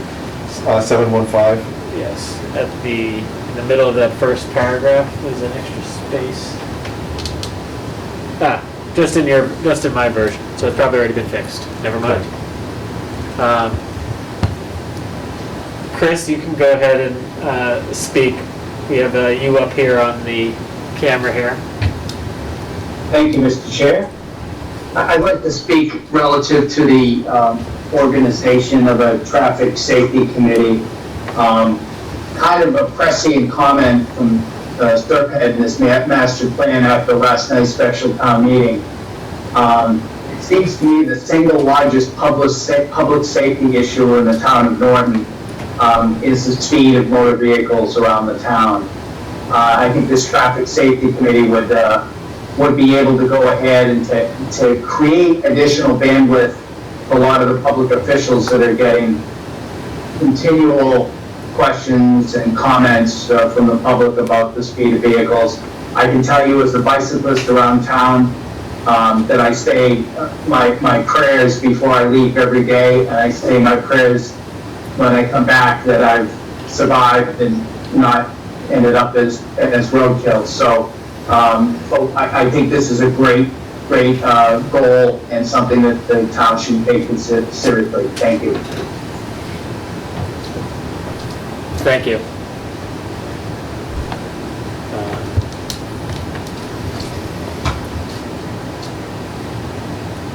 Should the highway department be a responsible party for that at all? They should be. They're in there, aren't they?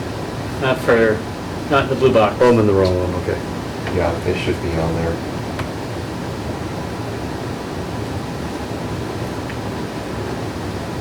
Yeah, I think that would be, Select board too, right?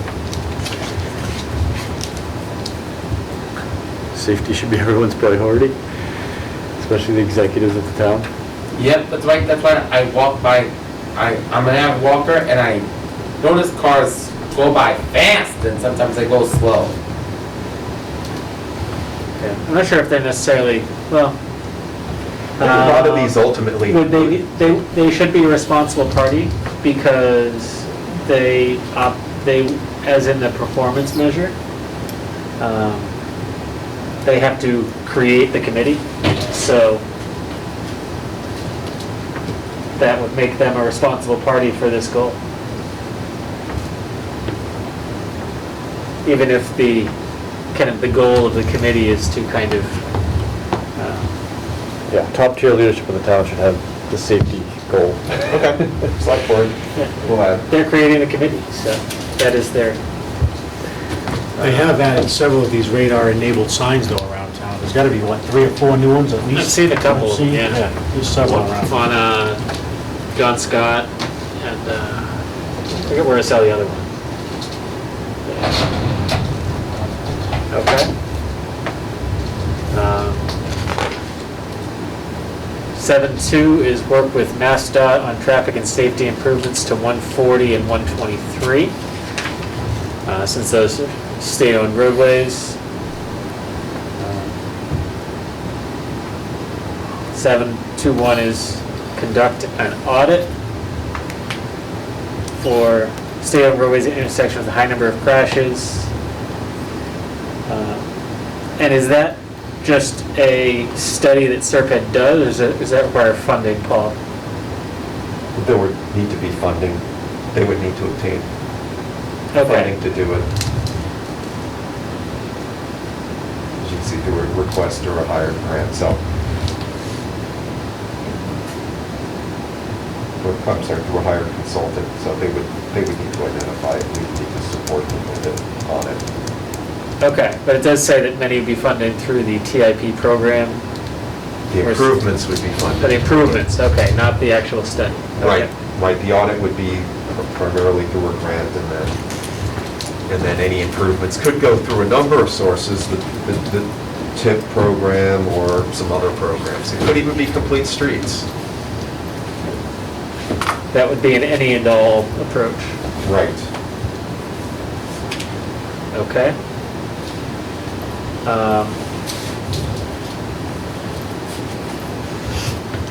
I assume that, should MassDOT be a responsible party there? They need to be a partner. Yeah, I'm not sure if responsible party is quite the right term, but they definitely need to be, they're definitely a key stakeholder in it. Right.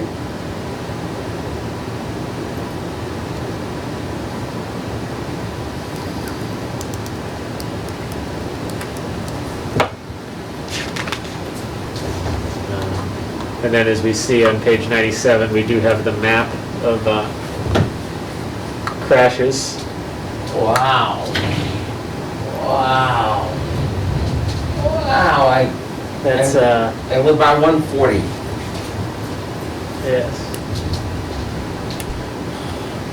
And that is for 2014 to 2016. Is that the latest data available? I think there's updates. Okay. We had to get crash data on a couple of the 40Bs, and they gave us, Okay. police gave us more updated data. Okay, yeah, just, I think to one of the points that we covered last time, this is another area where Yeah. people will look for their own house and then look what's right around their own house. Right. Well, and this goes to the issue too that you all made 2 weeks ago, is let's go with the most updated data that we can find. Yeah, with the time available anyway, you know? Right. And data is in a plan becomes a static thing, and I think as a town, we should be, if we can, producing or showcasing this data online if we have. I mean, unless the police have an issue with doing so, but obviously they didn't, they provided it, but this could be information that anybody might want to have, and we should be putting more information out there for the public. Yeah. And I think at a certain degree, putting that information out there also comes with it the expectation that the data will be maintained and updated and adds another thing to somebody's to-do list, so. I understand hesitations in some respects in that way. Sure. Okay. 722 is implement sidewalk and intersection improvements as identified by the Route 140 corridor plan between the Route 123 intersection and Mansfield. So that's going north towards Xfinity, Right. essentially. Yeah, SERPA did a multi-city corridor plan along 140, so they're just identifying this one area. Basically, take that plan and act on it. Yeah, Is the, when was that plan completed? 2018. And has anything been done with it in the 3 years since? No, not that I'm aware of. Okay then.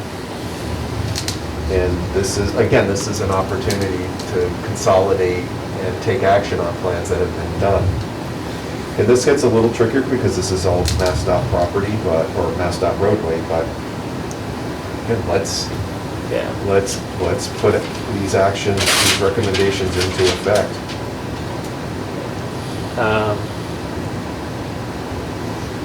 Is there anything in terms of an action plan that we want to try and put in there that would keep this from not being acted on further? Or do you think that because the performance measure is conducting a specific access management plan, but there's already a Route 140 corridor plan. So,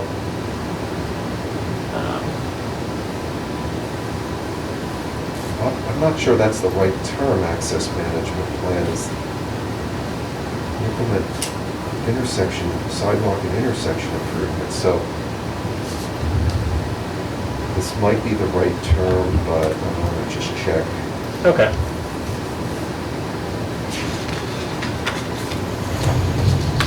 But it should just be saying, take the specific actions from the corridor plan. And do them. Yeah, Okay.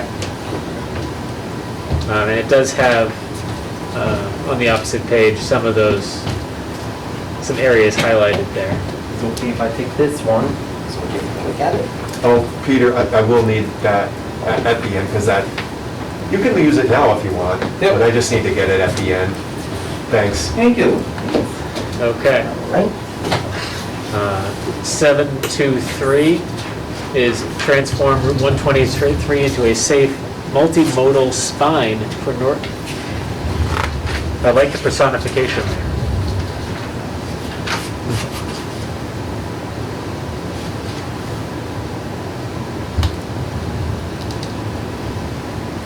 There's a few spots where it still says Route 8, right? 18. Yeah, they've been told to Maybe we got those. modify that to, It's 3 or 4 of them. yeah. Okay. Again, the performance measures here: complete East Main Street improvements, study new locations for safe crossings, particularly existing intersection with residential areas. Yeah.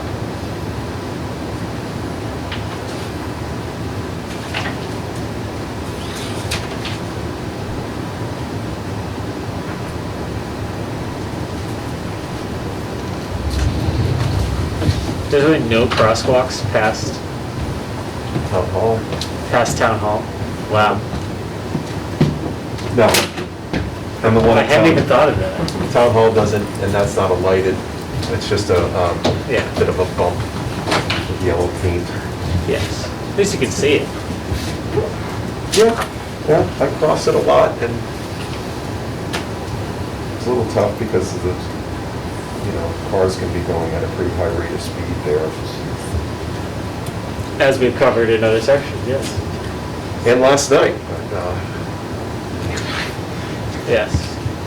Okay. Anything further on that one? Or do we want to move on to 7-3, which is coordinating with GATRA? Again, with the Route 8, Route 18.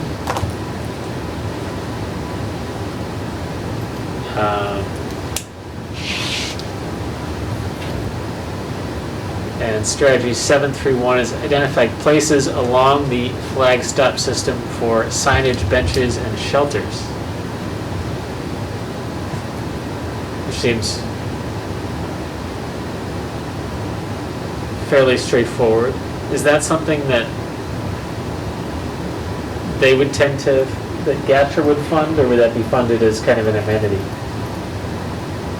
it's possible they could, or there may be funding sources we could look at. We also realize highway needs to be a responsible party here. Yes.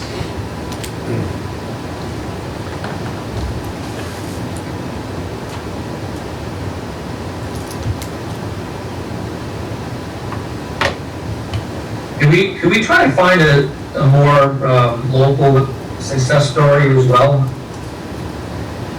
But Nashville's Yeah, not okay. close, Kevin? Yeah, I made a general comment to them too about trying to find more local examples, but I'll flag that one. They probably have a musician playing at that bus stop too, so. They probably have three. They do. They probably have buskers and, whoever. Okay. Okay. And 732, we do have the GATRA map on that 103, but 732 is they're expanding GATRA Route 140 to include East Norton, particularly near new multifamily residential development. I assume that's specifically commenting on Red Mill Village and the other developments in that area. Yeah, and you'll recall, even with Blue Star, we did place on the site plan a future GATRA stop, so correct. We would. That's what this is trying to achieve, is to get coverage in that area. I know the performance measure speaks to the Route 140 service being paused. Is that, again, look at this as a 10-year plan and this is a moment in time. Is that something that,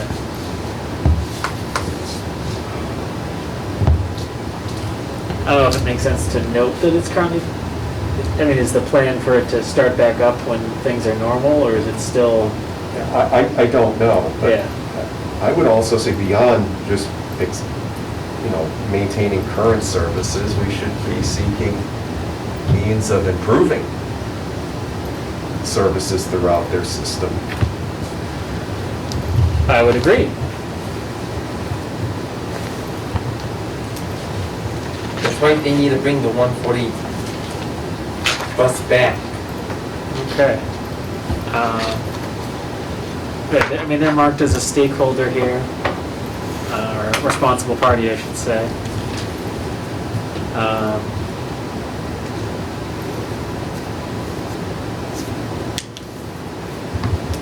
And this would, no, it wouldn't tie into any housing authority properties or anything like that. So. No, but there's 274 East Main is it's a 40B apartment. Okay. So that's certainly a possibility there, Red Mill. And Yeah. Okay. And then we have implementation, which should just be the reflection of all the little blue boxes, correct? Correct. So in theory, we've covered all of that? Yeah, Yeah, it says they'll update it when the final plan is yeah. received all public comments and edits. Okay. So I think going forward, we're good there. So is there anything else that we would like to discuss in regards to the master plan? Or have we covered all 126 pages? Should we start over just to make sure we didn't miss anything? You can. Mr. Chair, I just want to, related to the master plan directly, have a discussion for a future meeting as an agenda item around required resources in order to implement the master plan, because we're going to present this to the town meeting in October, and it would provide a good opportunity to make sure that the town has the proper, somebody is shuffling papers. It would be a good opportunity to make sure that the town has resources to follow through with all of these elements of the master plan. And if that means, requesting additional staff or expense money or consultation, money for, or even to pay work study or co-op through Wheaton College students, we should really plan to ask for those resources at the same October town meeting, because if we approve this and we ask the town to approve it and we don't have the money and the resources to follow through, then we're all kind of not being truthful to ourselves. And I know that Paul's predecessor, we had concerns that she didn't have enough help in the office, and we had, campaigned and voted the need for additional support in the office, and we were able to get that. Now, of course, Paul works for the town manager, and his budget, is between the two of them, right? But here with the master plan that we as a planning board are going to endorse, and it gives us the opportunity to make sure that Paul has the resources that he needs to go forward with this. Yeah. I think it's definitely important to speak to that at town meeting. But obviously, we're not going to have a line item budget of what everything in here is going to cost. So I think there's a... Well, that's kind of what I'm asking for. If Paul can somehow quantify what resources he needs, for this for the remainder of the fiscal year. Obviously, we do the town budget 1 year at a time, but any supplemental funds should be requested at the October town meeting. That happens throughout the town. The school department asks for additional money in October. The town side, police and fire, asks for additional monies to pay for, additional expenses that were not budgeted back in May or June. Every year what happens is the town closes the books from the previous year and they recertify the excess money as free cash.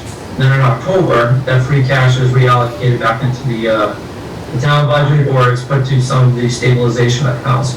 So October always provides an opportunity for every department to ask for funds that were otherwise not available in the original budget back in June. So I'm just saying that if we, this is a big deal, this master plan. And if we feel, and if Paul feels that he needs additional resources, for this fiscal year that we're in right now, he should ask for those in October, especially if we're gonna be asking the town to approve this, master plan at the same town meeting. Would that be another warrant article that we would have to put on, It would. in addition to this? It would. It would. Yep. And is the placeholder for the article due August 31st, or is the language for the warrant? It's the placeholder language. Okay.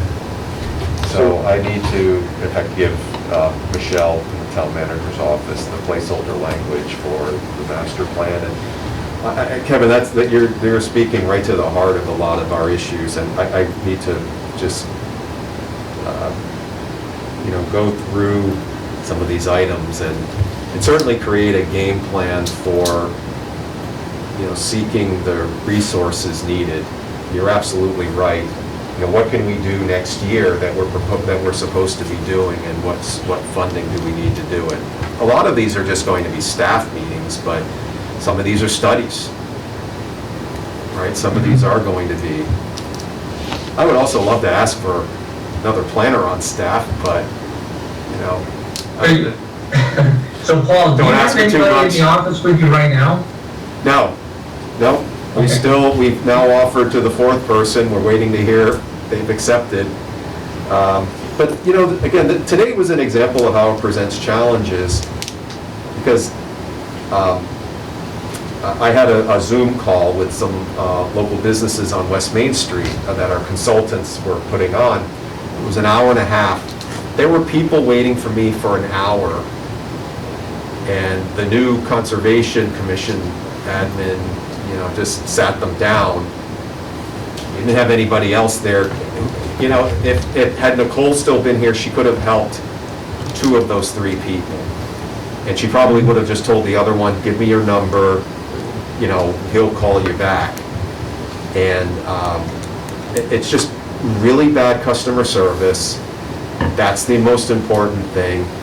But it also, well, in this case, it took me away from going to the gym, which I'm not happy about, but we have to take care of people who are there. But it also just creates problems. It's hard to do, the more analytical work when somebody's walking up to your desk and asking for how they can develop a single-family lot. And just need that, we just need more resources to help the different aspects of the customers we have. But And I get that, and it's probably the case throughout the town hall, and you Yep. have a lot of industry moving in, and, absolutely, I'm by far not the only one. yeah. So, we have industry moving in, we're offering tips, so I would imagine that there's a plan to make sure that we have the financing we need as a town in general, not our discussion, it's more of the finance committee and the select board, but what we do have the authority over is the master plan. And especially if we're going to endorse it, we want to make sure that we have the resources to implement it. And this page 107 kind of speaks to that. So we don't want to let the opportunity slip away. It's going to be in everybody's minds in October. It's going to be an article. So we should really try to plan if you need, funds. Well, not for an assistant, because that's for other duties, but funds to implement this master plan for this fiscal year. Try to find a way to quantify it, even if it's something as it's project-based, right? It all has a definitive start and end, every aspect of this plan. So if you need X number of, interns, for example, for X number of hours for the next 6 months, then figure out what they're gonna do, and let's quantify it and ask for, incremental monies for your budget, for your line item Yeah. in October. And that implementation table, I can go through that and start quantifying, is this just done in-house, or do we need interns, or is this a study? And put some numbers together. I think that's a great idea. Yeah. Right. Thank you, Kevin. That's terrific. Yep. Okay. I think it would complement, with a follow-up warrant article in the town meeting, if the town, chooses to support it, to then immediately follow up with that and, you know. Yeah, They should be back to back. Right. yeah. And if they don't, if the master plan doesn't get adopted by the town for some reason, you know, maybe that secondary warrant article then doesn't get moved. Something to that effect. But I totally agree with Kevin. Yeah. Now would be the time to couple the two And we together. could, if there are a number of items that are, you know, might require funding at town meeting, we just prioritize what's the one or two big, or not big, but the most important asks that we can ask of the public. And, you know, others are going to be grant funded. I mean, you see that a lot in here to apply for grants and, I was just gonna say that I would argue for a grant writer, even a part-time grant writer that we split between conservation and planning. yeah. I mean, that position, we said it last meeting, would pay for itself in no time. Well, the town manager's talked about, he said this publicly, that, you know, get a line item for consulting services for a grant Or just writer. consulting services, someone Yeah. just writing grants for us, even if it's not a town employee. Right, right. We probably wouldn't keep an employee busy enough, but consultant, if we put X number of dollars out there, you know, we could spend all of that. That's a great point, too. Okay. And that's a great point, because a grant writer can write grants that you can hopefully receive for many years to come. So you could have a grant writer in this fiscal year do a lot of work that'll lead up to, you know, several years down the road if we get the grants, right? Right, that could be a real relief to have a grant writer. On a couple grants particularly, it would be huge. We would still be actively involved because we would still have to explain the specifics of a particular project, but I'm sure he would certainly do a better job of writing it than I've done. I've never had a grant writing background, so just stick to the facts, right? But I think, you know, grant writers are things we've talked about. I know the select board has brought it up, members have brought it up, and this would be, I think, a great avenue to bring things together we've talked about for a few years and just put it on the table to say these are some of the tools we need to move forward. And other things we will do in-house, or we will get, you know, we will apply for grants to do it and at no cost to the town. So I think this is great. I'm real excited about this plan, getting it going. Okay. Anything further on the master plan? Or have we concluded our agenda for this evening?